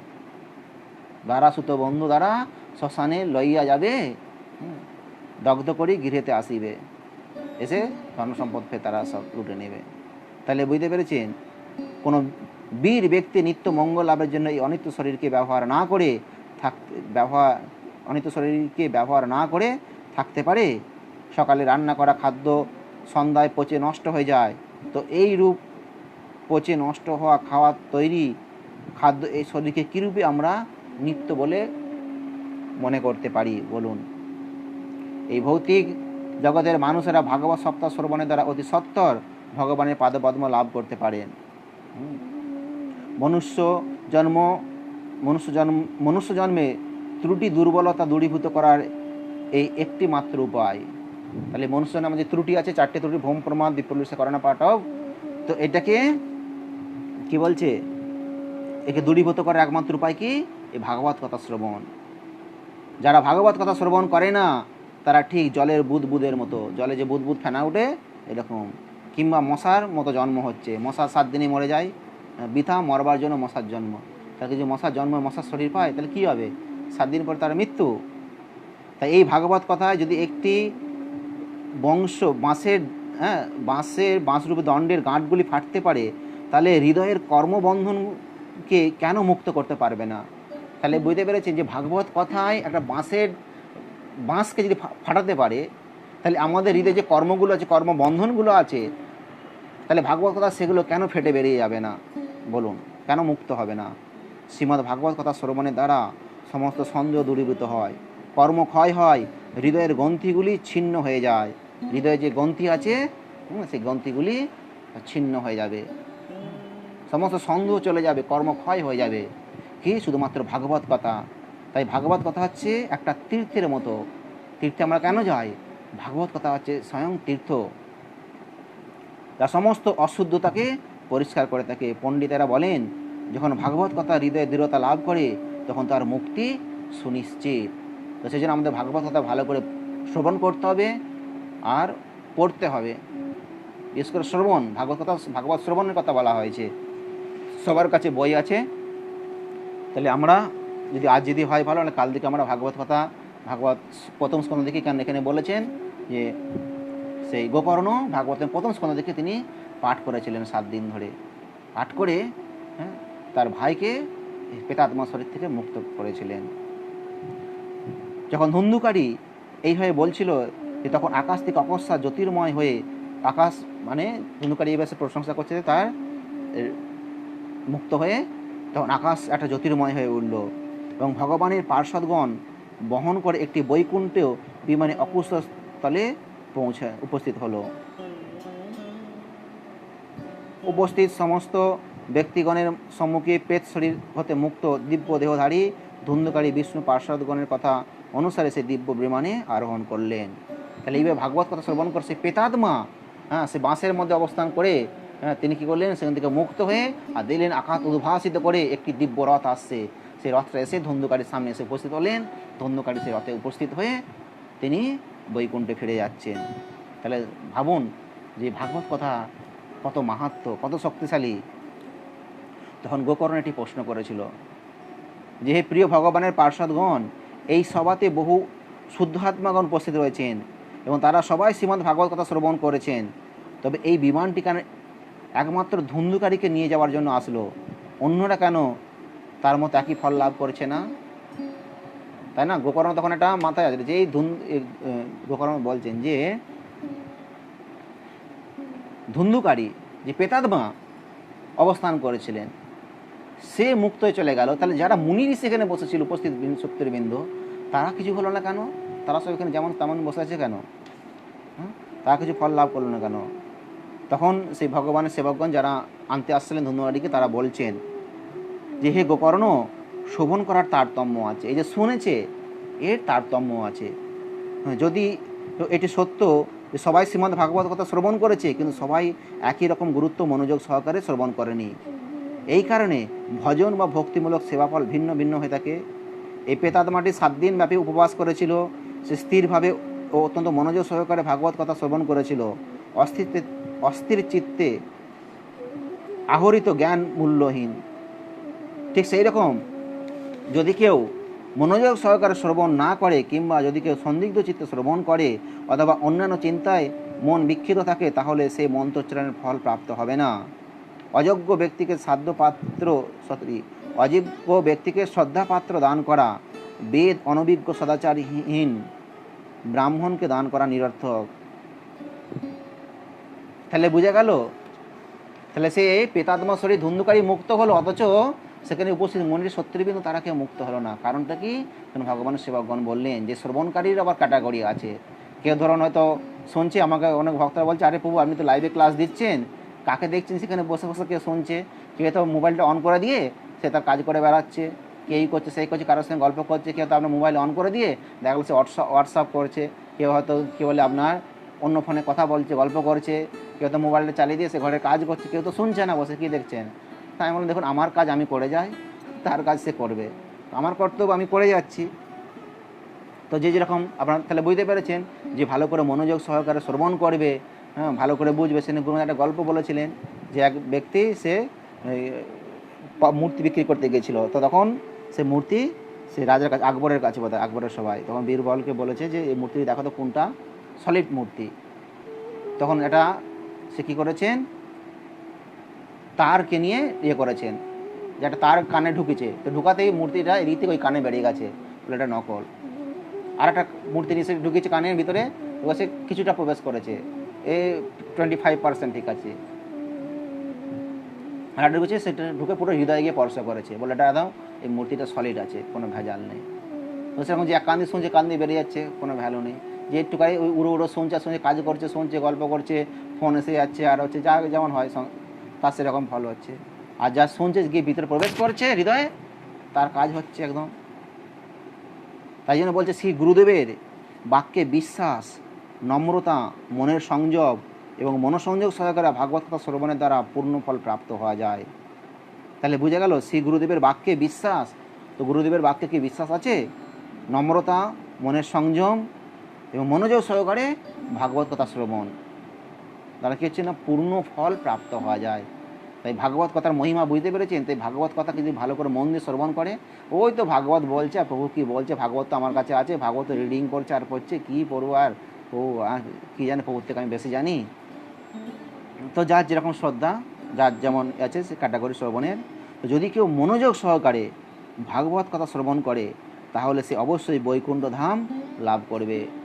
তাহলে বলছে যে মনোযোগ সহকারে আপনি শ্রবণে থাকেন, হ্যাঁ, বলেন। তাই বলছে হে গোকর্ণ, ভগবান সেবকগণ বলছেন, গোকর্ণ, শ্রী ভগবান স্বয়ং আগমন করে তোমাকে গোলকে নিয়ে যাবেন। এই হয় বলার পর ভগবানের পার্শ্বদরা হরিকীর্তন করতে করতে বৈকুণ্ঠ দিকে প্রস্থান করলেন। তাহলে বৈকুণ্ঠ থেকে বিমান এসে ধুন্ধুকারীকে নিয়ে গেল। আর সেবার কি বললেন, গোকর্ণ তুমি চিন্তা করো না, তোমার জন্য ভগবান আসবেন, ভগবানের পার্শ্বদরা তোমাকে গোলক বৃন্দাবনে নিয়ে যাবে। এরপর শ্রাবণ মাসে গোকর্ণ পুনরায় ভাগবত সপ্তাহ যোগ অনুষ্ঠান করেন, সমেত সবাই পুনরায় সে ভাগবত কথা শ্রবণ করেছিলেন। তাহলে সুখদেব গোস্বামী যে পরীক্ষিত মহারাজকে ভাগবত কথা শ্রবণ করেছিলেন, সেটা কবে ছিল? সেটা শুরু হয়েছিল আপনার রাধাষ্টমীর দিন। রাধাষ্টমীর দিন শ্রবণ করে ভাদ্র পূর্ণিমা দিন শেষ হয়েছিল। আর সেই সবাই কে ছিল? সুত গোস্বামী শ্রবণ করেছিল। সে পুনরায় আবার নৈমিষারণ্যে ভাগবত কথা করেছিলেন। তাহলে কবার হলো ভাগবত কথা? দুবার। নারদ মুনি হরিদ্বারে আনন্দ ঘাটে গঙ্গা তীরে, হ্যাঁ চতুষ্কুমার নারদ মুনিকে শুনিয়েছিলেন। কবার হলো? 3 বার। গোকর্ণ ভাগবত কথা শুনিয়েছিলেন কাকে? তার ভাইকে, একবার। এই গোকর্ণ পুনরায় এবার শ্রাবণ মাসে, হ্যাঁ, এই ভাগবত অনুষ্ঠান করেছিলেন। কবার হলো তাহলে? 5 বার ভাগবত কথা পাঠ হয়েছিল। ঠিক আছে, এখন পর্যন্ত পেয়েছি, তারপর দেখা যায় যদি আরও পাওয়া যায়। হে নারদ, সেই ভাগবত কথা অনুষ্ঠানে শেষের দিকে কি ঘটেছিল শ্রবণ করো। কে বলছে? সেই চতুষ্কুমার, ঘটনাটা চতুষ্কুমার নারদমণিকে বলছেন। কারণ নারদমণি জানতে চেয়েছিলেন যে এরকম কোনো এক্সাম্পল আছে কিনা, তখন এই গোকর্ণের এক্সাম্পলটা দিলেন, এই ঘটনাটা প্র্যাকটিক্যাল। তখন বলল শেষে কী হয়েছিল শোনো। ভগবান স্বয়ং ভক্তবৃন্দ পরিবৃত বিমানে করে কোথায়? সেই গোকর্ণের কাছে এসে পৌঁছালেন। সর্বদিক তারা সর্বদিক থেকে জয়ধ্বনি উঠছে, সকলেই আভূমি প্রণত হয়ে প্রণাম জানাচ্ছেন। ভগবান তার পাঞ্চজন নামক শঙ্খ বাজাচ্ছেন। তিনি গোকর্ণকে আলিঙ্গন করলেন। এক মুহূর্তের মধ্যে উপস্থিত ভাগবত শ্রোতাগণের প্রত্যেককে তিনি নিজের নিজের মতো চতুর্ভুজ রূপ প্রদর্শন করলেন। তাহলে যেখানে যারা ভাগবত কথা শ্রবণ করছিলেন, যে যেরকম কোয়ালিটি শ্রবণ করেছেন, তাকে সেরকম চতুর্ভুজ রূপ, তাকে যে সমস্ত রূপ দর্শন করাচ্ছেন। তারা সবাই শ্যামবর্ণ শোভিত দিব্য দেহ লাভ করলেন। তারা প্রত্যেকে পীত বস্ত্র, মুকুট ও কর্ণে কুণ্ডল ধারণ করেছিলেন। গোকর্ণের তার কৃপায় তার গ্রামের কুকুর, শপথ, চণ্ডাল থেকে শুরু করে সকল জীব সেই বিমানে আরোহণ করেছিলেন। তারা সবাই কেবল ভক্তদের গন্তব্যস্থান সেই ভগবদ্ধাম বৈকুণ্ঠলোকে প্রস্থান করেছিলেন। ও ঘটনাটা তাহলে বুঝতে পেরেছেন যে গোকর্ণ পুনরায় যে ভাগবত কথা শ্রবণ করেছিলেন, তার ফলে কী হয়েছে? সেই গ্রামের সবাই উদ্ধার পেয়েছেন। শুধু মানুষ নয়, কুকুর, চণ্ডাল থেকে শুরু করে সবাই মুক্তি লাভ করে বৈকুণ্ঠে ফিরে গিয়েছিলেন। এইভাবে ভগবান শ্রীকৃষ্ণ গোকর্ণের কথায় অত্যন্ত সন্তুষ্ট হয়ে তাকে রাখালদের প্রিয় স্থান গোলক বৃন্দাবনে নিয়ে গেলেন। কিন্তু গোকর্ণকে নিয়ে গেলেন কোথায়? গোলক বৃন্দাবনে। বাকিরা গেছিল বৈকুণ্ঠে, বিভিন্ন জায়গায় যে যেমন বললেন শ্রবণ করেছেন, যেভাবে ভক্তি দিয়ে সেরকমভাবে সে জায়গায় গেছেন। কিন্তু গোকর্ণ গেছে গোলক বৃন্দাবনে। অতীতে ভগবান রামচন্দ্র সমস্ত অযোধ্যাবাসীদের তার পরম ধাম সাকেত ধামে নিয়ে গিয়েছিলেন। একইভাবে ভগবান শ্রীকৃষ্ণ ভাগবত শ্রোতাগণকে গোলক ধামে নিয়ে গেলেন। তাহলে যারা ভাগবত কথা শ্রবণ করবে, শ্রীল প্রভুপাদ কী করলেন? ইস্কনে প্রতিদিন সকালবেলা ভাগবত পাঠের আয়োজন করলেন। প্রতিদিন সকালবেলা ভাগবত ক্লাস হয় আমাদের মন্দিরে, সমস্ত ইস্কনের মন্দিরে। তো যে ধাম যোগী, সূর্য, চন্দ্র, সিদ্ধদের দুষ্প্রাপ্য, একমাত্র শ্রীমদ্ ভাগবত শ্রবণের মাধ্যমে লাভ করা যায়। হে নারদ, আমরা ভাগবত সপ্তাহ শ্রবণে অদ্ভুত ফল সম্বন্ধে কি বলতে পারি? এমনকি যারা গোকর্ণের এই উপাখ্যানে অল্পমাত্র শ্রবণ করেছেন, তাদের পুনর্জন্ম হয় না। তাহলে বুঝতে পেরেছেন, ভাগবত কথা দূরের কথা, যদি এই মাহাত্ম, গোকর্ণের মাহাত্মকে যদি অল্প শুনে থাকে, তাকে আর পুনর্জন্ম লাভ করতে হয় না। আর যদি ভাগবত কথা শ্রবণ করেন, এই শ্রীমদ্ ভাগবত পুরাণ যার যার কাছে নেই এখনও, দয়া করে সব নিয়ে নেবেন। এই অমূল্য গ্রন্থ এটি, বুঝতে পেরেছেন। বায়ু, জল, শুষ্ক পত্র ভোজনকারী তপস্বীরা বা কঠোর যোগীগণ যে শ্রেষ্ঠ গতি লাভ করতে পারে না, সেই দুর্লভ গতি কেবল ভাগবত কথা শ্রবণের দ্বারা কেউ লাভ করতে পারেন।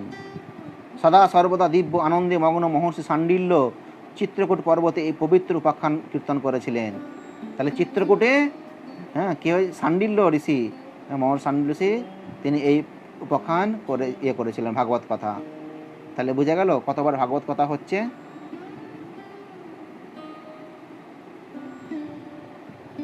তো এই উপাখ্যানটি শ্রবণ করলেই সমস্ত পাপ থেকে মুক্ত হওয়া যায়। তাহলে এই যে কাহিনীটা আজ শুনলেন, কালকে আর আজকে মিলে এতেই পাপ থেকে মুক্ত হয়ে যাবেন। এই উপাখ্যান শ্রাদ্ধ সময় পাঠ করলে পিতৃপুরুষেরা অত্যন্ত সন্তুষ্ট হন। তাহলে কারো কেউ মারা গেলে যখন শ্রাদ্ধ অনুষ্ঠান হয়, সেই শ্রাদ্ধ অনুষ্ঠানে এই গোকর্ণের কথা যদি পাঠ করা হয়, তাহলে তার পিতৃপুরুষেরা খুব সন্তুষ্ট হবেন। যে প্রত্যহ নিয়মিতভাবে শ্রীমদ্ ভাগবত পাঠ করে তিনি মুক্তি লাভ করেন। তাহলে শুনে নিলেন, তাহলে আপনাদের পিতৃপুরুষেরা যা যেখানে যা সব মারা গেছে বা কেউ যেভাবে মারা যায়, গিয়ে এটা পাঠ করে দিবেন। ঠিক আছে, সব শুনে নিয়েছেন, খালি নামগুলো নোট করে নিলেন, তাহলে হয়ে গেল। নাহলে আর দুবার স্মরণ করে নেবেন, নিয়ে পাঠ করে দিবেন, ব্যাস তাদের সবাই পূর্ব সব উদ্ধার পেয়ে যাবে, সন্তুষ্ট হয়ে যাবে। আর যিনি নিয়মিত ভাগবত পাঠ করছেন, তিনি তো অবশ্যই মুক্তি লাভ করবেন। তাই জন্য নিত্যং ভাগবত সেবায়া ভগবতী উত্তম শ্লোকে ভক্তির ভবতী নৈষ্ঠতি। বোঝা গেল? তো শ্রীল প্রভুপাদ কি বলছেন, যে সমগ্র ব্রহ্মাণ্ডে শ্রীমদ্ ভাগবতের মতো কোনো সাহিত্য নেই, এর কোনো তুলনা নেই। সমগ্র বিশ্বের ব্রহ্মাণ্ডে যদি খুঁজে পেলেন, এরকম কোনো সাহিত্য, এরকম কোনো গ্রন্থ নেই। এই গ্রন্থটি অন্য কিছুর সাথে তুলনীয় হতে পারে না। এটি অনুপম, অপ্রতিদ্বন্দ্বী। এই ভাগবতের কোনো প্রতিদ্বন্দ্বী কেউ নেই, অপ্রতিদ্বন্দ্বী। আর এই অপ্রাকৃত গ্রন্থের প্রতিটি শব্দ মানব সমাজের মঙ্গলের জন্য। তাহলে ভাগবতের প্রতিটি শব্দ মানব জীবনের মঙ্গলের জন্য, প্রতিটি শব্দ, প্রত্যেকটি শব্দ। সেই জন্য আমরা গ্রন্থ বিতরণের উপর এত গুরুত্ব দিয়েছি। যেভাবে হোক যদি কারো হাতে গ্রন্থটি পৌঁছায় তাহলে সে উপকৃত হবে। বুঝতে পেরেছেন? একটা ছোটো এরকম অনেক ঘটনা আছে। একটা আমাদের এখানের কথা বলছি, এই আমাদের মন্দিরের সামনে একটা পার্ক আছে, মানে এই সামনেটা না, এই পার্শ্বে এদিকে ওই মীরা মন্দির যেতে বা গুরুসদা যেতে এখন একটা পার্ক আছে। ওই পার্কে একটা লোক ফুল চাষ হতো, সরকারি পার্ক, সরকার আন্ডারে। তো আমাদের ভক্তরা কী হতো, পার্কে গেছে, পার্কে গিয়ে কী করেছে, লোকটাকে বুঝিয়ে গেছে একটা ভাগবত সেট বিক্রি করে দিয়েছে। লোকটা ভক্ত নয়, ও কী করে এত ভাগবত, লোকটা অতটা শিক্ষিতও নয়, এই ভাগবতের মহিমা শ্রবণ করে সে তো দিয়ে দাও, ছিল মেদিনীপুরের লোক, সে নিয়ে চলে গেছে, বাড়িতে রেখে দিয়েছে। এখানে ও চাকরি করে আর গ্রন্থ আছে মেদিনীপুরের বাড়িতে, পড়বে কোন সারাদিন এখানে পার্কে মাটি কোপানো, গাছ লাগানো, এই করা, পরিচর্যা খুব সুন্দর এসব করছে, আর করছে গাছ লাগাচ্ছে, সব কিছু করছে। হয়েছে কি, তার দুটো ছেলে, বড় ছেলেটা ওই ভাগবতটা বুঝে এত বই খুলে, আর যখন খুলেছে এত সুন্দর সুন্দর বই, কভার কি আছে দেখি তো, খুলে তার বড় ছেলেটা পড়তে শুরু করেছে। আর করতে করতে যে ছেলে সোজা মায়াপুরে গিয়ে হাজির। আর তার বাবা তো এখন আমাদের উপরে খেপে লাল, আপনার কি বই দিলেন আর দিলেন, আমার ছেলে ঘর ছেড়ে চলে গেল, এত কষ্ট করে আর বড় করলাম, মেয়ে মানুষ করলাম, আর করলাম, সে ভক্ত হয়ে গেল, চলে গেল সে সংসার ছেড়ে। তারপর আমাদের ভক্তরা বুঝাই যাই, আমরা প্রসাদ টোসাদ দিই, খাইয়ে দাইয়ে সেও ভক্ত হয়ে গেল, সে দীক্ষা নিল। আর এমন ভক্ত হলো, সে ছিল ভক্তিচারী স্বামী গুরুমাঝের সব থেকে প্রিয়। গুরুমাঝ তাকে উজ্জয়নে নিয়ে গেছে ফুলের বাগান তৈরি করতে। হ্যাঁ, গুরুমাঝ তাকে বলে তুমি বিদেশ চলো, বিদেশেও সেখানে ফুলের বাগান তুমি করবে। কিন্তু জানি, কিন্তু উজ্জয়নে বহুবার গেছেন। হ্যাঁ, এইভাবে তিনি এত কৃপা পেয়ে গেলেন ভাগবত। তাহলে বুঝতে পেরেছেন? তাহলে কে যদি ভাগবত সে বুঝুন না, ভাগবতের মহিমা শ্রবণ করে যদি ভাগবতকে কিনে বাড়িতে রাখে, কারণ ভাগবত স্বয়ং ভগবান। ভাগবত যার গৃহে থাকে তার গৃহে কোনো অমঙ্গল হয় না, গৃহে সুখ শান্তি বজায় থাকে। সমস্ত খারাপ দোষ ত্রুটিগুলো কেটে যায় গৃহে। হ্যাঁ, তাই জন্য বাড়িতে গৃহেতে অবশ্যই ভাগবত রাখা উচিত। তখন তো সে চিন্তা করবে, ওরা বইটি এত দাম নিয়েছে, দেখি না এর মধ্যে কি আছে। কারণ ভাগবত 6,500 টাকা দাম। হ্যাঁ, সে দাম দিয়ে যখন কিনবেন, পড়বেন, এত টাকা দাম দিয়ে দেখি না কি আছে, আপনি পড়বেন। যদি সে একটি শ্লোকও পাঠ করে তার জীবন ধন্য হবে, ধন্য হবে। একটি শ্লোক যদি সে কেবল একটি শব্দও পাঠ করে সে ধন্য হবে। এটি এমনই এক অপূর্ব ব্যাপার। সেজন্য আমরা এত গুরুত্ব দিয়ে বলছি, কেবল গ্রন্থ বিতরণ করো, গ্রন্থ বিতরণ করো, গ্রন্থ বিতরণ করো। সেই জন্য প্রত্যেকটি ভক্তের কাছে আমার অনুরোধ, যাদের কাছে ভাগবত নেই তারা নেবেন। ম্যাক্সিমাম ভক্তের কাছে ভাগবত আছে আমার জানা, মনোহরটি দেখতে পাচ্ছি। যাদের কাছে নেই তারা নেবেন, আর যাদের কাছে আছে আপনাদের আত্মীয় স্বজন, রিলেটিভ, পরিজন, বন্ধু বান্ধব, তাদেরকে বলুন, প্রচার করুন। আর চেষ্টা করবেন তাদেরকে অর্থের বিনিময়ে ভাগবতটা নেওয়ার জন্য ইমপ্রেশন করবেন। কারণ এমনি আপনি তাকে কিনে গিফট করে দেন, তাতেও মঙ্গল হবে দান করলেও, কিন্তু যদি কিনে নেয় তাহলে কী করবো, এত টাকা দিয়ে কিনেছি, দেখি না খুলে কি আছে ভিতরে, তখন সে পড়তে ইচ্ছা করে পড়বে। আর যখনই পড়বে একটা শ্লোক, আধা শ্লোক যদি 1/4 পড়ে তাহলে তার মঙ্গল হবে। এই যে ভাগবতের এক অপূর্ব মহিমা। বুঝতে পেরেছেন?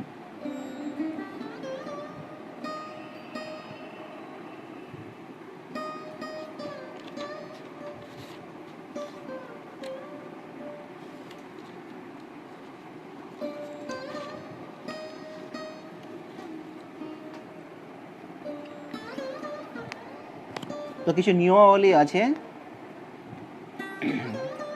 তো আমরা দেখছি আজকের তাহলে ভাগবত, আমরা এখন মহিমাটা খুব গুরুত্বপূর্ণ, আপনারা অনেক শুনেছেন এর মহিমা, এবং এটা খুব ভালো করে উপলব্ধি করুন, তাহলে খুব কাজ হবে। তাহলে আজ আমরা কিছু নিয়মাবলী বলি। তাহলে সে চতুষ্কুমারগণ কি বলছেন যে নারদ, এখন তো আমরা ভাগবত সপ্তাহ অনুষ্ঠানের প্রণালী বর্ণনা করব। সাধারণত এই অনুষ্ঠানে ধন ও অপরের সাহায্যে দরকার আছে, তাই না? ভাগবত কথা যদি তো আমরা এখন অনলাইনে করব তো কোনো অসুবিধা নেই, ধনের কোনো ব্যাপার নেই, খালি আমাদের অনলাইনে। তো আমার কথা একজন প্রভু আছেন এখানে অনলাইনে, উনি ক্লাস শুনছে, উনি ওনার ওয়াইফ দেখছে শুনছে। তো প্রভু আমার জন্য পুরো নেটে রিচার্জ করে দিচ্ছে। প্রভু আপনি কথা করুন, আপনার নেট চার্জ আমার দায়িত্ব। প্রভু একজন সেন্ট্রাল গভর্নমেন্টের ডিফেন্স অফিসার ছিলেন, এখন রিটায়ার করেছেন। তো খুব ভালো, ওনার বাড়িতে আমি আগে ক্লাসও করতাম। তো প্রভুজি আমার নেট রিচার্জ করে দিয়েছেন, লাগু করেছিলেন, এখনও করেছেন। তো সেজন্য কোনো চিন্তা নেই, তাহলে আপনার মন দিয়ে নেট রিচার্জ করুন, এমন কিছু খরচা নয়। কিন্তু যখন কোনো অনুষ্ঠান হবে ভাগবত, অ্যাকচুয়ালি ভাগবত প্র্যাকটিক্যাল সামনাসামনি বসে করলে আরও ভালো। তো আমরা এখন অনলাইনে করি, যদি আপনারা কোনো দিন চান যে হ্যাঁ আমরা সামনাসামনি বসে করতে চাই, তাহলে কোনো একটা জায়গা যদি ফ্রি পাওয়া যায়, ভালো ভালো ভাড়া করতে তো অনেক খরচা। আর যদি কারো কোনো বড় জায়গা থাকে, আমাদের একটা মাতাজি বলেছিলেন উনি একটা বড় হল ঘর বানাবেন ক্লাসের জন্য, তো উনি যদি বানিয়ে দেন তো তাহলে আমরা সেখানে করতে পারি, যে সবাই সেখানে আসবে, তাহলে শুধু প্রসাদের ব্যবস্থা করা, তাহলে আমরা সেখানে মাঝে মাঝে এই ভাগবত কথা, কারণ কন্টিনিউ তো করা যাবে না, কারণ আর আমরা সেই স্তরে নই, আপনারা সেই স্তরে নেই যে 7 দিনে পুরো ভাগবত শেষ করে নিতে পারবো। আমরা অল্প অল্প করে অত সপ্তাহে 2 দিন কি 3 দিন ধরে, বা ওখানে ছুটির দিন দেখে কন্টিনিউ দুপুরে কোনো প্রসাদের ব্যবস্থা থাকবে, সকালে বাড়ির কাজকর্ম করে চলে আসলেন, হ্যাঁ, সারাদিন ভাগবত করা শ্রবণ করে দুপুরে প্রসাদ পেয়ে আবার বিকেলে বাড়ি চলে গেলেন। তো এইভাবে আমরা সামনাসামনি পড়লে সেটা আরও বেশি কার্যকরী। তো তাহলে এই অনুষ্ঠান করতে গেলে অনেক ধন এবং সবার সাহায্যের প্রয়োজন আছে। সর্বপ্রথমে সপ্তাহ অনুষ্ঠানকারীকে জ্যোতিষের সহায়তার একটি শুভ সময় ঠিক করতে হবে। তো সেখানে এই যে ভাগবত কথা যখন তখন করা যাবে না, একটা শুভ সময় দেখতে করতে হবে। কি, যেমন ভাদ্র, আশ্বিন, কার্তিক, অগ্রহায়ণ, মাঘ, আষাঢ় বা শ্রাবণ মাসে ভাগবত অনুষ্ঠান করলে শ্রোতারা মুক্তি লাভ করে থাকেন। তাহলে কোন কোন মাসে করতে বলেছে? ভাদ্র মাসে, আশ্বিন মাসে, কার্তিক মাসে, অগ্রহায়ণ, মাঘ, আষাঢ়, শ্রাবণ, 1 2 3 4 5 6 7টা মাস, 12টা মাস 7টা মাসে। কিন্তু এই বছর হচ্ছে অধিক মাস, এটা হচ্ছে বিশেষ ফলপ্রদ, শাস্ত্রের বর্ণিত আছে, বুঝতে পেরেছেন? এই মাস শুনলে সমস্ত মাসে যে ফল পেতেন এই অধিক মাস শ্রবণ করলে শত সহস্র গুণ ফল বেশি পাওয়া যায়। তো সেজন্য আপনারা অত্যন্ত ভাগ্যবান যে সেই সুযোগটা আপনারা পেয়েছেন। কারণ আমাকে অনেক ভক্ত আগে বলছিল যে ভাগবত কথা পড়ান, ভাগবত ক্লাস, তো সুযোগ হয়ে ওঠেন। আমি হ্যাঁ করাবো করে, তো এক সময় শুরু করেছিলাম ক্লাস রেগুলার, মানে সপ্তাহে একদিন করে, হ্যাঁ, 2টো স্কন্ধ, প্রথম আর দ্বিতীয় স্কন্ধ শেষ হয়েছিল, তো সবাই সেখানে শুনতে পায়নি, খুব অল্প কয়েকজনই আছে এখন আমি দেখতে পাচ্ছি, তো কন্টিনিউ করেনি কেউ। তো যাই হোক, আমরা চেষ্টা করবো এটা কন্টিনিউ, কারণ এই মাসটা খুব গুরুত্বপূর্ণ। এরপরে ফেরা চলে আসবে দামোদর মাস, সেটাও গুরুত্বপূর্ণ। তো বেশ করে এই মাস শুনলে শ্রোতারা মুক্তি লাভ করবে। তো এই সমস্ত মাস সপ্তাহ অনুষ্ঠানের শুভপ্রদ হলেও ভাদ্র প্রভৃতি মাসের অমঙ্গল এই সময় অনুষ্ঠান বর্জনীয়। ভাদ্র প্রভৃতি মাসের অমঙ্গল সময়ে, তাহলে ভাদ্র মাস বা এসব কোনো মাসে যে অমঙ্গল সময় আছে সেই সময় ভাগবত কথা যজ্ঞ করা যাবে না, যে 7 দিন যেটা হয়। তো উৎসাহী লোকেদের সহায়তায় একটি বিবাহ উৎসব যত ধন লাগে তত ধন সংগ্রহ করতে হবে। তাহলে ভাগবত সপ্তাহ, ভাগবত যজ্ঞ এই অনুষ্ঠান করতে গেলে কি করতে হবে? যে একটা ছেলে মেয়ের বিয়ে দিতে গেলে কীরকম খরচা, বলছে সেই রকম ধন সংগ্রহ করতে হবে, করে তারপর অত্যন্ত উদারভাবে মহিলা, শূদ্র সব বিভিন্ন পরিবারের লোকজনকে হরিকথা শ্রবণে নিমন্ত্রণ করতে হবে। আর কি করতে হবে? যত লোকজন আছে, মহিলা এবং শূদ্র সবাই, তাদেরকে এই ভাগবত কথা তাদেরকে নিমন্ত্রণ করতে হবে, ডাকতে হবে। এই সপ্তাহ অনুষ্ঠান সম্বন্ধে জনসাধারণের মধ্যে ঘোষণা করতে হবে। জনসাধারণের মধ্যে নেটে হোক, ইউটিউবে হোক, পোস্টার বিভিন্নভাবে, ফেসবুকে, হোয়াটসঅ্যাপে বিভিন্নভাবে তাদেরকে নিমন্ত্রণ করতে হবে। এবং অন্যান্য বৈষ্ণব ও হরিকথা প্রিয় ব্যক্তিগণকে লিখিত নিমন্ত্রণ পাঠাতে হবে। আর যারা বৈষ্ণব আর যারা হরিকথা প্রিয় তাদেরকে লিখিত পত্র দিয়ে তাদেরকে নিমন্ত্রণ করতে হবে। লিখিতভাবে ঘোষণা করতে হবে যে 7 দিনব্যাপী ভাগবত কথা শ্রবণ ও সাধুসঙ্গের দুর্লভ সুযোগ পাওয়া যাচ্ছে। একথা বর্ণনা করা উচিত, যদি কেউ সম্পূর্ণ সময় দিয়ে সপ্তাহব্যাপী অনুষ্ঠান যোগ দিতে না পারেন, তাহলে অন্তত একদিনের জন্য এসে আশীর্বাদ দান করে যান। তাহলে বুঝে গেল, কেউ যদি 7 দিন না পারে কমসে কম একদিন এসে তার আশীর্বাদ দান করে দিতে বলছেন। এইভাবে অত্যন্ত বিনয় সহকারে সাধু বৈষ্ণবদের কাছে আমন্ত্রণ পত্র প্রেরণ করতে হবে। তাহলে সাধু বৈষ্ণবদের কাছে কী করতে হবে? যে আপনারা 7 দিনের কমসে কম একদিন এসে আশীর্বাদ প্রদান করে যান।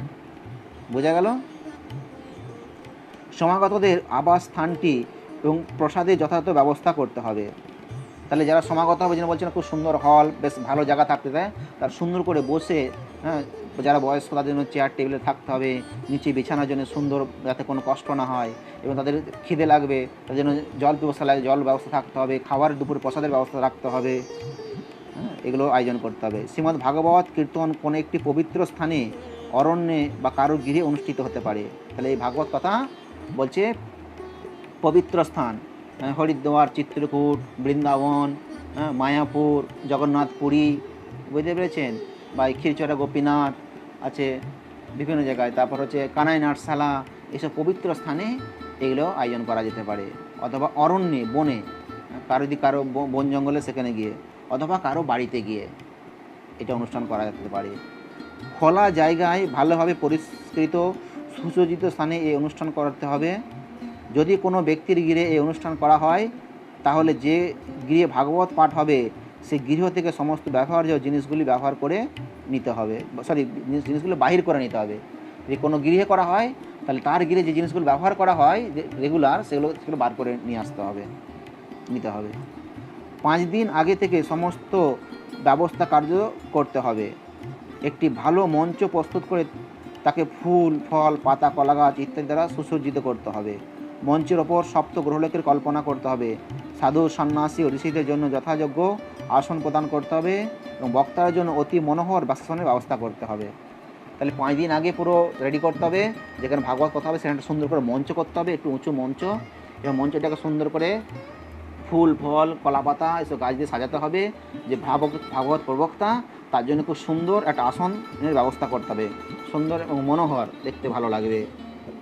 বক্তা যদি উত্তর দিকে মুখ করে বসেন, শ্রোতাদের পশ্চিম দিকে মুখ করে বসা উচিত। বক্তা যদি উত্তর দিকে বসে, শ্রোতারা পশ্চিম দিকে মুখ করে বসবে। বক্তা যদি পশ্চিম দিকে মুখ করে বসেন, শ্রোতাদের উত্তরমুখী করে আসন গ্রহণ করা উচিত। তাহলে বোঝা গেল নিয়মগুলো। বক্তাকে বিজ্ঞ, দক্ষ, যথার্থ দৃষ্টান্ত দিয়ে বৈদিক শাস্ত্রের সারতত্ত্ব উপস্থাপনের সমর্থ হওয়া প্রয়োজন। তিনি হবেন ত্যাগী, ব্রাহ্মণ, ভগবানের ভক্ত এবং জড় বাসনা মুক্ত। যারা প্রতারক, স্তৈর্ণ, ধর্মের সারতত্ত্ব জানে না, তাদেরকে শ্রীমদ্ ভাগবত পাঠ করার জন্য নিমন্ত্রণ করা উচিত নয়। ভাগবত বক্তার সঙ্গে একজন সহায়ক তত্ত্বজ্ঞ থাকা উচিত, যিনি প্রয়োজনে কোনো সন্দেহ দূরীভূত করতে পারেন।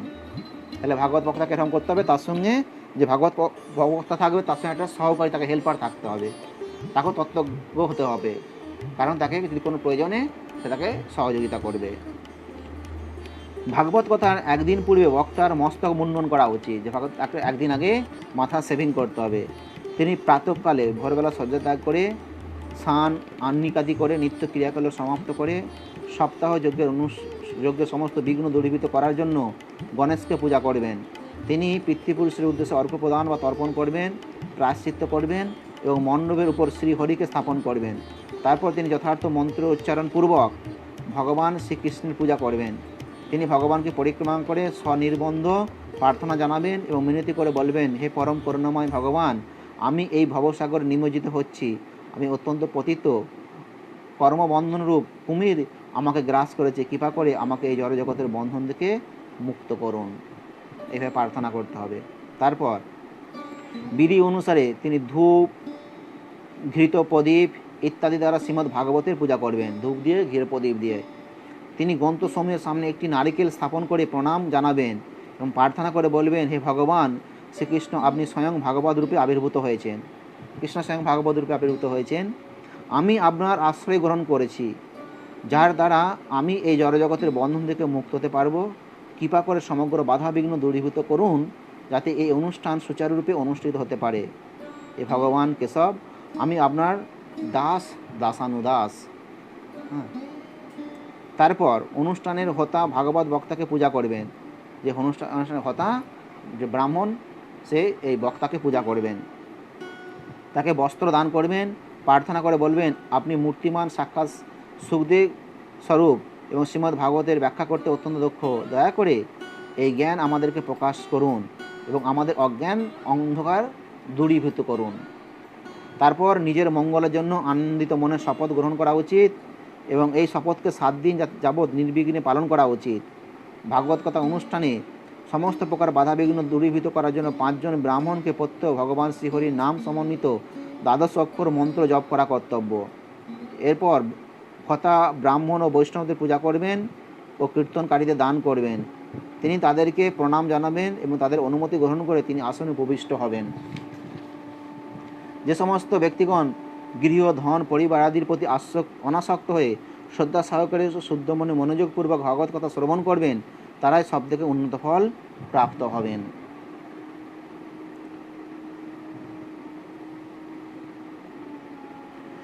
বিজ্ঞ বক্তা সূর্যোদয়ের কথা শুরু করে 9 ঘন্টা যাবৎ পাঠ করবেন। সূর্যোদয়ের সময় যখন সূর্য উঠবে তখন থেকে ভাগবত কথা শুরু হয়ে 9 ঘন্টা যাবৎ পাঠ করবেন। তিনি সুমধুর মধ্যম সুরে পাঠ করবেন এবং বিকালে 1 ঘন্টা বিরতি পালন করবেন। বিরতির সময়ে বৈষ্ণবের আলোচিত ভাগবতী ঘটনাবলীর সাথে সম্পর্কিত ভগবানের বিভিন্ন নামের মহিমা গান করবেন। তারা কোনো প্রকার প্রজল্প করবেন না। ভাগবত কথা কীর্তিত হওয়ার সময়ে মলমূত্র ত্যাগ করতে না যাওয়ার জন্য অল্প লঘুপাক খাদ্য গ্রহণ করতে হবে। তাহলে অল্প লঘু পাক মানে তেল মশলা কম ভাজা থাকবে, মশলা কম থাকবে, এরকম খাবার গ্রহণ করতে হবে। যদি সম্ভব হয় তবে 7 দিন যাবত উপবাস করতে পারেন বা ঘি দুগ্ধ পান করে আনন্দ মনে শ্রীমদ্ ভাগবত শ্রবণ করতে পারেন। বিকল্প উপায়রূপে তিনি একবার অভিসান্ন ও ফলাহার করে জীবন নির্বাহ করা যেতে পারে। যিনি সেভাবে অনায়াসে ভাগবত সপ্তাহ পালন করতে পারবেন সেই উপায়টি অবলম্বন করা উচিত। তো যিনি সেভাবে অনায়াসে ভাগবত সপ্তাহ পালন করতে পারবেন, যে অনায়াসে পারবে সেটাই বলছে করতে। যদি কারো পক্ষে উপবাস ও মনোযোগ সহকারে শ্রবণে বিঘ্ন সৃষ্টি করে তবে উপবাস করার পরিবর্তে প্রসাদ গ্রহণ করে দিন যাপন করাই পক্ষেই ভালো। কারণ এই উপবাস করে এইসব করে মাইন্ড ডিস্টার্ব হবে, ভাগবত কথার মন থাকবে না। তার দিকে ভগবানের প্রসাদ খাও, ভাগবত কথা শোনেন। ভক্তিবিনোদ ঠাকুর বলেছেন 3 প্রকারের, একটা হচ্ছে সনিষ্ঠ, পরিনিষ্ঠিত আর নিরপেক্ষ। তো নিরপেক্ষ হচ্ছে এই বৈষ্ণববৃন্দ যারা ভগবানের প্রসাদ পাচ্ছে, ভাগবত কথা শ্রবণ করছে, ভগবানের নাম কীর্তন করছে, ব্যাস এটাই। তারপর বলছে হে নারদ, সেই চতুষ্কুমার বলছেন নারদকে যে এখন ভাগবত সপ্তাহকালে যে নিয়ম পালন করতে হবে তা শ্রবণ করো। যিনি বৈষ্ণব মন্ত্রে দীক্ষিত নন তার ভাগবত কথা শ্রবণের অধিকার নেই। যিনি যথার্থরূপে ভাগবত সপ্তাহ শ্রবণ করতে চান তার ব্রহ্মচর্য পালন করে ভূমিতে শয়ন করা উচিত। কথান্তে তার পাতায় প্রসাদ গ্রহণ করা উচিত। তার পক্ষে ডাল, মধু, তেল বা গুরুপাক দ্রব্য, বাসি বা অসুচি খাদ্য গ্রহণ করা উচিত নয়। এই 7 দিন যে ভাগবত কথা হবে, যারা ভাগবত কথা শুনবে তাদের জন্য এই নিয়ম। তাকে কাম, ক্রোধ, লোভ, গর্ব, পরিশ্রীকারতা, কপটতা, ভণ্ডামি সম্পূর্ণরূপে পরিত্যাগ করতে হবে। বেদ, ব্রাহ্মণ, বৈষ্ণব, গুরু, মহিলা, রাজা, মহাপুরুষ বা যারা গোসেবা করেন তাদেরকে তারা সমালোচনা করা উচিত নয় বা তাদের সমালোচনা শ্রবণ করা উচিত নয়। কাদের? তাহলে কাম, ক্রোধ, লোভ, গর্ব, লোভ, পরশ্রী কাতরতা, কপটতা, ভণ্ডামি, এগুলো পরিত্যাগ করতে হবে। আর বেদ, ব্রাহ্মণ, বৈষ্ণব, গুরু, মহিলা, রাজা, মহাপুরুষ বা যারা গোসেবা করেন তাদের সমালোচনা করা যাবে না। যদি সমালোচনা করে সেগুলো শ্রবণ করা যাবে না। তিনি ঋতুকালে মহিলাদেরকে, মিলাচ্ছদেরকে, প্রতিজনকে, গায়ত্রী মন্ত্রে অদীক্ষিত ব্রাহ্মণদের প্রতিবিরোধী বা শত্রুভাবাপন্ন লোকেদেরকে, যারা বেদকে মানে না তাদের সংস্পর্শে আসবেন না। তার সর্বদা সূচি, সত্যবাদী, মৌন, সরল, নম্র, দয়ার্দ্র, উদার ভাবাপন্ন হওয়া উচিত। এইভাবে ভাগবত কথা শ্রবণের জন্য এমনকি দীন, রুগ্ন, দুর্ভাগা, অপুত্রক এবং মুক্তিকামী ব্যক্তিরাও যোগ্য। যে সমস্ত নারী, বন্ধা, যারা কেবল একটি পুত্র হয়েছে, যার সন্তানের মৃত্যু হয়েছে, যে নারী রজন নিবৃত্তি হয়েছে বা যাদের বারংবার গর্ভ নষ্ট হচ্ছে, সকলেরই এই ভাগবত কথা শ্রবণ করা উচিত। তারা যদি মনোযোগ সহকারে শ্রবণ করেন তাহলে অবিনশ্বর ফল লাভ করবেন। ভাগবত কীর্তন মানুষকে জীবনে সর্বোত্তম মঙ্গল প্রদান করতে পারে। তো এই সমস্ত নিয়ম পালনপূর্বক সপ্তাহ অনুষ্ঠানের সমাপ্তিকালীন ক্রিয়া করা উচিত। যারা এর বিশেষ ফল আশা করে তাদের এই সমাপ্তি অনুষ্ঠানটি জন্মাষ্টমীর মতো পালন করা উচিত। অবশ্য ত্যাগীদের জন্য এরূপ পালনের কোনো প্রয়োজনীয়তা নেই, তারা কেবল সপ্তাহ পালনের দ্বারা শুদ্ধ হন। যখন ভাগবত সপ্তাহ যজ্ঞ সমাপ্ত হয় তখন শ্রোতাগণ ভাগবত গ্রন্থ ও ভাগবত বক্তাকে ভক্তি সহকারে পূজা করবেন। বক্তা সমাগত শ্রোতাদের মধ্যে প্রসাদ, তুলসী পাতা বিতরণ করবেন, প্রসাদী মালা প্রদান করবেন। সবাই খোল করতার সহযোগে মধুসূরে কীর্তন করবেন, জয়ধ্বনি, শঙ্খধ্বনি দিয়ে পরস্পরকে প্রণাম করবেন। ব্রাহ্মণ ও ভিখারীদের মধ্যে দান দক্ষিণা প্রদান করতে হবে। পরদিন স্নিগ্ধ শান্ত পরিবেশের সৃষ্টির জন্য এবং ত্রুটি বিচ্যুতি দূর করার জন্য ও শ্রোতাগণের মধ্য থেকে একজন ত্যাগী ভক্ত ভগবদ্গীতা পাঠ করবেন। গৃহস্থ সদা 10ম স্কন্ধ ভাগবত পাঠ করে যজ্ঞ করবে কিংবা মনোযোগ সহকারে গায়ত্রী জপ করে যজ্ঞ করবেন। বাস্তবিক পক্ষে শ্রীমদ্ ভাগবতী স্বয়ং গায়ত্রী মন্ত্র বা গায়ত্রী মন্ত্রের মূর্ত প্রকাশ। তাহলে বোঝা গেল, আমি আগে ভক্তদের বলেছিলাম যে কেউ যদি শ্রীমদ্ ভাগবতের শ্লোকগুলো অধ্যয়ন করে পাঠ করে তাহলে সে গায়ত্রী মন্ত্রের ফল প্রাপ্ত হবে। তো কেউ যদি রোজ ভাগবত শ্লোক পড়েন তাহলে সে ব্রাহ্মণের মতো। যার যজ্ঞ করার সামর্থ্য না থাকে তার সমস্ত অভাব অসুবিধা দূর করার জন্য ব্রাহ্মণদের দান করবেন, বিষ্ণু সহস্র নাম কীর্তন করবেন, এটি তাদের সর্বদা সফলতা প্রদান করবে। এরপর দ্বাদশ ব্রাহ্মণকে মিষ্টান্ন মধু সুস্বাদু খাদ্য ভোজন করাবেন, তার গাভী স্বর্ণ দানও করা উচিত। যদি সামর্থ্য থাকে তবে 36 গ্রাম সোনার দ্বারা নির্মিত সিংহাসনে ভাগবত স্থাপন করে গুরুদেবকে অর্পণ করবে। এর দ্বারা সে জন্ম মৃত্যু চক্র থেকে মুক্তি লাভ করবে। এই সপ্তাহ পালনের পদ্ধতি সমস্ত পাপকে দূরীভূত করে। যদি ঠিকভাবে পালন করা হয় তাহলে পরম মঙ্গলপ্রদ শ্রীমদ্ ভাগবত ধর্ম অর্থ কাম মোক্ষ সহ সকল প্রকার বাসনাকে পূর্ণ করে থাকে, এ সম্বন্ধে কোনো সন্দেহ নেই। তখন সে চতুষ্কুমারগণ তারা আবার বলছে, হে নারদ, এইভাবে আমরা শ্রীমদ্ ভাগবত শ্রবণ করার কথা বর্ণনা করলাম। শ্রীমদ্ ভাগবত ভোগ মোক্ষ উভয়ই প্রদান করতে সক্ষম, আর কি তুমি জানতে ইচ্ছা করো? নারদমুনি বলেছে, কী বা সে ভাগবত কথা পাঠ করব, তার নিয়ম কি আর কি? তো সেটা নারদমুনির কথার উত্তর চতুষ্কুমারগণ এইভাবে প্রদান করলেন। সুত গোস্বামী বললেন, এই সৌনক, এইভাবে বলার পর কুমারগণ এই সপ্তাহে শ্রীমদ্ ভাগবত পাঠ করেছিলেন। তার চতুষ্কুমারগণ ভাগবত কথা করেছিলেন। এটি হচ্ছে পরম শুদ্ধ, সমস্ত পাপনাশক, ভোগ এবং মুক্তি উভয়ই প্রদায়ক। সমাগত সমস্ত শ্রোতাগণ যথাযথভাবে নীতি পালন করে মনোযোগ সহকারে শ্রবণ করলেন। তারপর শাস্ত্রের নির্দেশ অনুসারে পরম পুরুষ ভগবানের পূজা উপাসনা করলেন। এইভাবে মঙ্গলপ্রদ শ্রীমদ্ ভাগবত পাঠের অনুষ্ঠানের পর জ্ঞান ও বৈরাগ্য ও ভক্তি পুনরুজ্জীবিত হলেন। তাহলে বোঝা গেল জ্ঞান বৈরাগ্য তাদের জন্য নারদমুনির যে প্রচেষ্টা সফল হলো, তারা পুনরুজ্জীবিত হয়ে হলেন। এটা আপনারা কালকে শুনেছিলেন। তারা নবজীবন ও যৌবন প্রাপ্ত হলেন। এইভাবে যৌবন প্রাপ্ত হয়ে তেজ ও উদ্যমপূর্ণ হবার ফলে তারা সমস্ত জীবের হৃদয়কে আকর্ষণ করতে সক্ষম হলেন। নারদমুনি এভাবে তার নিজের মনোবাসনা পূর্ণ হতে দেখে তিনি সম্পূর্ণভাবে দিব্য আনন্দে মগ্ন হয়েছিলেন। আনন্দে তার শরীর পুলকিত রোমাঞ্চিত হয়েছিল। এবার নারদমুনিও ভাগবত কথা শ্রবণ করে তার সমস্ত মনোবাসনা পূর্ণ হয়েছিল, তার হৃদয় মন দিব্য এবং রোমাঞ্চিত হয়েছিল, পুলকিত হয়েছিল। ভগবানের অত্যন্ত প্রিয় ভক্ত নারদমুনি করজোড়ে শ্রী মধুর প্রেমময় বাক্যে কুমারগণকে বললেন, বাস্তবিক আমি আপনাদের কৃপা লাভ করে অত্যন্ত ভাগ্যবান হয়েছি। বহু ভাগ্যের ফলে আপনাদের কৃপা আমি প্রাপ্ত হয়েছি।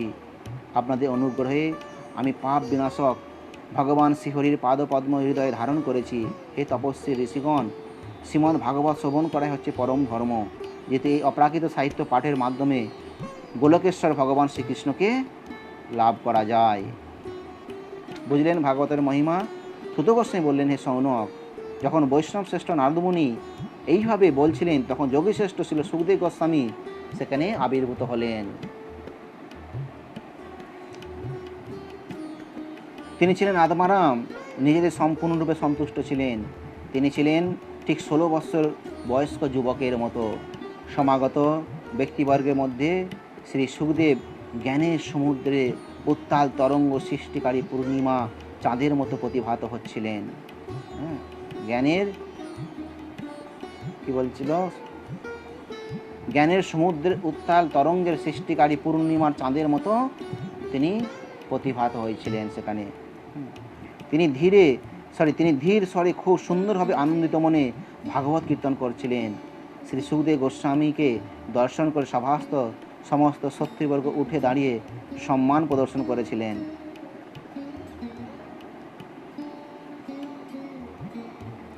শ্রী সুখদেব গোস্বামীকে উচ্চ আসন প্রদান করলেন। তারপর নারদমুনি অত্যন্ত স্নেহ ও প্রেমের সহিত তাকে তার পূজা করলেন। শ্রী সুখদেব গোস্বামী স্বচ্ছন্দভাবে আসন গ্রহণ করার পর বললেন, হে প্রিয়গণ, দয়া করে আমার কথা শ্রবণ করো। হে ভাগবত রস আস্বাদনকারী ভক্তবৃন্দ, শ্রীমদ্ ভাগবত বেদরূপ কল্পবৃক্ষের পরিপক্ক ফলস্বরূপ আমার মুখ থেকে নির্গত হয়েছে। অমৃতময় ফলটি কোনো খসা বা আঁটি নেই। এই পৃথিবীতে সহজে এই ফল লাভ করা যায়। তাই যতক্ষণ পর্যন্ত তোমাদের চেতনা আছে ততক্ষণ এই ভাগবতামৃত পুনঃ পুনঃ পান করে আস্বাদন করো। তাই যতদিন জগতে বাঁচবেন এই ভাগবত কথা বারবার পান করতে বলছে, আস্বাদন করতে বলছে। মহান ঋষি ব্যাসদেব এই মহাপুরাণকে সংকলন করেছিলেন। কেবল এই মহাপুরাণে জীবের পরম ধর্মের সার তত্ত্ব বর্ণনা করা আছে, যা সমস্ত প্রকার প্রতারণামূলক প্রবণতা থেকে মুক্ত। তাহলে ভাগবতে কোনো কী বলে প্রতারণার কোনো স্থান নেই। শ্রীমদ্ ভাগবত পরম তত্ত্ব কথা বর্ণিত আছে, যা কেবল নির্মল হৃদয় ব্যক্তিদের জন্য উদ্দিষ্ট। এই শ্রীমদ্ ভাগবতম জীবকে তিতাব ক্লেশ থেকে উদ্ধার করে। শ্রীমদ্ ভাগবতের আশ্রয় গ্রহণ করলে অন্য কোনো শাস্ত্র বা উপাসনা পদ্ধতির কোনো প্রয়োজন হয় না। যখন কোনো পুণ্যাত্মা এই ভাগবত শ্রবণ করতে ইচ্ছা করেন, তৎক্ষণাৎ পরম পুরুষ ভগবান তার হৃদয়ে আবির্ভূত হন। শ্রীমদ্ ভাগবত হচ্ছে সমস্ত পুরাণের শিরোমণি স্বরূপ, বৈষ্ণবগণের পরম প্রিয় ধন। এই মহাগ্রন্থে পরমহংসদের প্রিয় শুদ্ধ জ্ঞান বর্ণিত হয়েছে। শ্রীমদ্ ভাগবত ভক্তি, জ্ঞান, বৈরাগ্য সহ নিবৃত্তি মার্গ উদ্ভাসিত করে থাকে। যারা এর অর্থ শ্রবণ করেন, অধ্যয়ন করেন, মনন করেন, তারা সবাই মুক্ত হয়ে যান। এই অমৃত মর্তলোকে, কৈলাসে, এমনকি বৈকুণ্ঠে কোথাও পাওয়া যায় না। তাই হে ভাগ্যবান শ্রোতাগণ, বারবার এই অমৃত পান করো এবং কখনো একে ত্যাগ করো না। সুত গোস্বামী বললেন, যখন সুখদেব গোস্বামী সেই সভায় এইরূপ বলছিলেন, এটা সুখদেব গোস্বামী বলছিলেন, তখন ভগবান শ্রীহরি স্বয়ং প্রহ্লাদ, বলি, উদ্ধব, অর্জুন, অন্য সমস্ত পার্শ্বদগণ সহ সেখানে সর্বাধিক উদ্ভাসিত করে আবির্ভূত হয়েছিলেন। এবং সুখদেব গোস্বামী বলছিলেন, তাহলে দেখুন ভগবান এসব তার পার্শ্বদের ভক্তদেরকে নিয়ে সেখানে আবির্ভূত হয়েছিলেন। সেই নারদমুনি সপাসা শ্রীহরিকে প্রেম ও ভক্তি সহকারে পূজা করেছিলেন। নারদমুনি ভগবানকে আসন প্রদান করলেন, তারপর সকলে মিলে মহাপ্রেমভাবে কীর্তন করলেন। কীর্তনকালে প্রহ্লাদ মহারাজ করতাল বাজাচ্ছিলেন, উদ্ধব ঝম্পু বাজাচ্ছিলেন, নারদমুনি সুমধুরভাবে বীণা বাদন করছিলেন, রাগ শাস্ত্রে নিপুণ অর্জুন সুললিত কণ্ঠে গান করছিলেন, ইন্দ্রদেব মৃদঙ্গ বাজাচ্ছিলেন, কুমারগণ উচ্চ রবে পুনঃ পুনঃ জয়ধ্বনি দিচ্ছিলেন। কুমারগণ ছিল সুখদেব গোস্বামী পরমানন্দে নিমগ্ন হয়ে তার বাহু উত্তোলন করে তা সঞ্চালন করেছিলেন। সকলে ভক্তি, জ্ঞান, বৈরাগ্য সুদক্ষ নটের মতো নৃত্য করতে লাগলো। এই সমস্ত দর্শন করে ভগবান বললেন, আমি ভাগবত কথা ও কীর্তনে অত্যন্ত সন্তুষ্ট। তোমরা সবাই তোমাদের প্রেম ও স্নেহ দ্বারা আমাকে জয় করেছ, তাই আমার কাছে কিছু বর চাইতে পারো। এই কথা শ্রবণ করে সবাই অত্যন্ত খুশি, আনন্দিত হয়েছিলেন।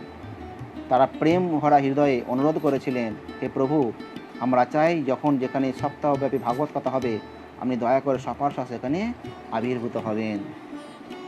ভগবান প্রসন্ন চিত্ত হয়ে কি বললেন, তথাস্তু। এই কথা বলে সপার্ষদগণ তারা অন্তরিত হলেন। তারপর নারদমুনি ভগবান যেখানে পার্শ্বস্ব প্রস্থান করেছিলেন সেই দিকে প্রণাম জানালেন। তিনি ছিল সুখদেব গোস্বামী অন্যান্য মুনি ঋষিগণকে প্রণাম নিবেদন করলেন। উপস্থিত সকলকে শ্রীমদ্ ভাগবতামৃত পান করে আনন্দে উল্লসিত হয়েছিলেন। পাপ ও মোহ থেকে তারা সম্পূর্ণ মুক্ত হয়েছিলেন। তারপর সকলেই তৃপ্ত হৃদয়ে তাদের স্বস্থানে ফিরে গিয়েছিলেন। সেই সময় সুখদেব গোস্বামী দুই পুত্র ভক্তিদেবীকে শ্রীমদ্ ভাগবতে স্থাপন করলেন। তাহলে ভক্তিদেবী তার দুই পুত্র কী করলেন, এই ভাগবতে তাদেরকে স্থান প্রদান করলেন। তো ভাগবত সেবার মাধ্যমে ভক্তিদেবী বৈষ্ণবদের হৃদয়ে অবস্থান করেন। যারা দুঃখ দুর্দশায় দগ্ধীভূত হচ্ছেন, মায়া দ্বারা জড়িত হচ্ছেন, অজ্ঞানতার অন্ধকারে আচ্ছন্ন হয়েছেন, তাদের প্রতি শ্রীমদ্ ভাগবত মঙ্গল প্রদান করে থাকেন। সৌনক ঋষি জিজ্ঞাসা করলেন, সুত গোস্বামী, কোন সময়ে শ্রী সুখদেব গোস্বামী মহারাজ পরীক্ষিতকে, গোকর্ণ, ধন্যকারীকে, কুমারগণ, নারদমুনিকে ভাগবত কথা বর্ণনা করেছিলেন? তখন সুত গোস্বামী উত্তর দিলেন যে ভগবান তার স্বধামে প্রত্যাবর্তন করার সময় 30 বছর পর ভাদ্র মাসে শুক্লপক্ষ নবমী তিথিতে শ্রী সুখদেব গোস্বামী পরীক্ষিত মহারাজকে ভাগবত কথা বলেছিলেন। তার 200 বছর পর আষাঢ় মাসে শুক্লপক্ষে নবমী তিথিতে গোকর্ণ ধন্যকারীকে ভাগবত কথা শ্রবণ করেছিলেন। তার 30 বছর পর কার্তিক মাসে শুক্লপক্ষে নবমী তিথিতে কুমারগণ নারদমুনির কাছে ভাগবত পাঠ করেছিলেন। মূলত 3 বার। হে নিষ্পাপ সৌনক, আপনি যে সমস্ত প্রশ্ন করেছেন আমি সেগুলি উত্তর প্রদান করেছি। ভাগবত কথা কলিযুগের সমস্ত রোগের মহৌষধ, সমস্ত সমস্যার একমাত্র সমাধান স্বরূপ। আপনারা সবাই মহাত্মা, তাই এই দিব্য ভাগবতামৃত পান করুন। ভাগবত সমস্ত পাপকে বিনাশ করে এবং তা ভগবান শ্রীকৃষ্ণের অত্যন্ত প্রিয়। শ্রীমদ্ ভাগবত শ্রবণ কীর্তনের ফলে ভগবানের প্রতি জীবের ভক্তি বর্ধিত হয়, জীবকে জড়বন্ধন থেকে মুক্ত করে। অতএব তীর্থযাত্রা, তীর্থসেবা, যোগ সাধনাদি মুক্তিলাভের অন্য সমসাধ্য উপায় অবলম্বনে কী প্রয়োজন আছে? যমরাজ যখন যমদূতদের মর্তভূমির পাপীদেরকে বন্দী করতে প্রেরণ করেন, তখন তাদের নির্দেশ দিয়ে থাকেন, যারা ভগবান শ্রীহরির লীলাকথা শ্রবণে উন্মুখ, তাদের কাছে যেন তারা কখনো না যায়। যেহেতু বৈষ্ণবেরা আমার শাসনের বাইরে, তাই তাদেরকে কে শাস্তি দেওয়ার ক্ষমতা আমার নেই। হ্যাঁ, এটা যমরাজের যমদূতের নির্দেশ আছে। ইন্দ্রিয় ভোগ রূপ বিষয় ভোগের প্রতি আসক্ত মানুষ শ্রী সুখদেব মুখ নিঃসৃত অমৃত মিশ্রিত ভাগবত শ্রবণ করলে তাদের সর্বমঙ্গল লাভ হবে। হে আমার প্রিয় বন্ধুগণ, কেন ইন্দ্রিয় ভোগের অরণ্যে ভ্রমণ করে মূল্যহীন কথা শ্রবণ করবে? শ্রীমদ্ ভাগবত কথা করণে প্রবেশ করা মাত্র জীবকে উদ্ধার করবে। পরীক্ষিত মহারাজ হচ্ছেন তার প্রমাণ। তো শ্রী সুখদেব গোস্বামী দিব্য আনন্দে পরিপ্লুত হয়ে শ্রীমদ্ ভাগবত বর্ণনা করেছেন। যে কেউ সেই সুখমুখ নিশ্চিত শ্রীমদ্ ভাগবত শ্রবণ করলে তিনি নিশ্চিতভাবে বৈকুণ্ঠে যাবার যোগ্যতা লাভ করেন। তাই হে ঋষিবর শৌনক, বিভিন্ন শাস্ত্র অধ্যয়ন করার পর আমি তোমাকে এই গুপ্ত রহস্যময় সিদ্ধান্তটি প্রকাশ করছি। এটি হচ্ছে সমস্ত শাস্ত্রের সার কথা। শ্রী সুখদেব গোস্বামী দ্বারা কীর্তিত শ্রীমদ্ ভাগবত থেকে অন্য কোনো শাস্ত্র শ্রেষ্ঠ নয়। দিব্য আনন্দ লাভ করার জন্য তুমি সদা সর্বদা দ্বাদশ স্কন্ধ সমন্বিত শ্রীমদ্ ভাগবতম শ্রবণ করো। যে কেউ পরিপূর্ণ শ্রদ্ধা ও ভক্তি সহকারে এবং শুদ্ধ হৃদয়ে ভক্তের শ্রীমুখ থেকে শ্রীমদ্ ভাগবত শ্রবণ করবেন বা ভক্তদের সম্মুখে কীর্তন করবেন, তিনি জীবনের চরম উদ্দেশ্য প্রাপ্ত হবেন। এই ত্রিভুবনে তার অপ্রাপ্য আর কিছুই থাকবে না। শীর্ণতাং সকতা কৃষ্ণ পুণ্যশ্রবণ কীর্তন হৃদন্তস্থ হিগভদ্রাণী বিদুনতি সুহৃৎসতাম। হরে কৃষ্ণ। আজকে আমরা খুব সুন্দর ভাগবত মহিমা অমৃত আস্বাদন করলাম।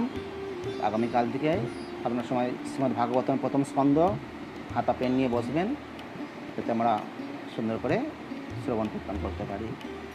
জয় গ্রন্থরাজ শ্রীমদ্ ভাগবতম কি, ভাগবত মহিমা অমৃত কি, জয় চতুষ্কুমার কौनगी, नारद मुनि की, भक्ति देवी की, ज्ञान वैराग्य की, जगत गुरु श्री प्रभुपाद की, जय गौर प्रेमानंदे। हरि हरि बोल। हरे कृष्ण।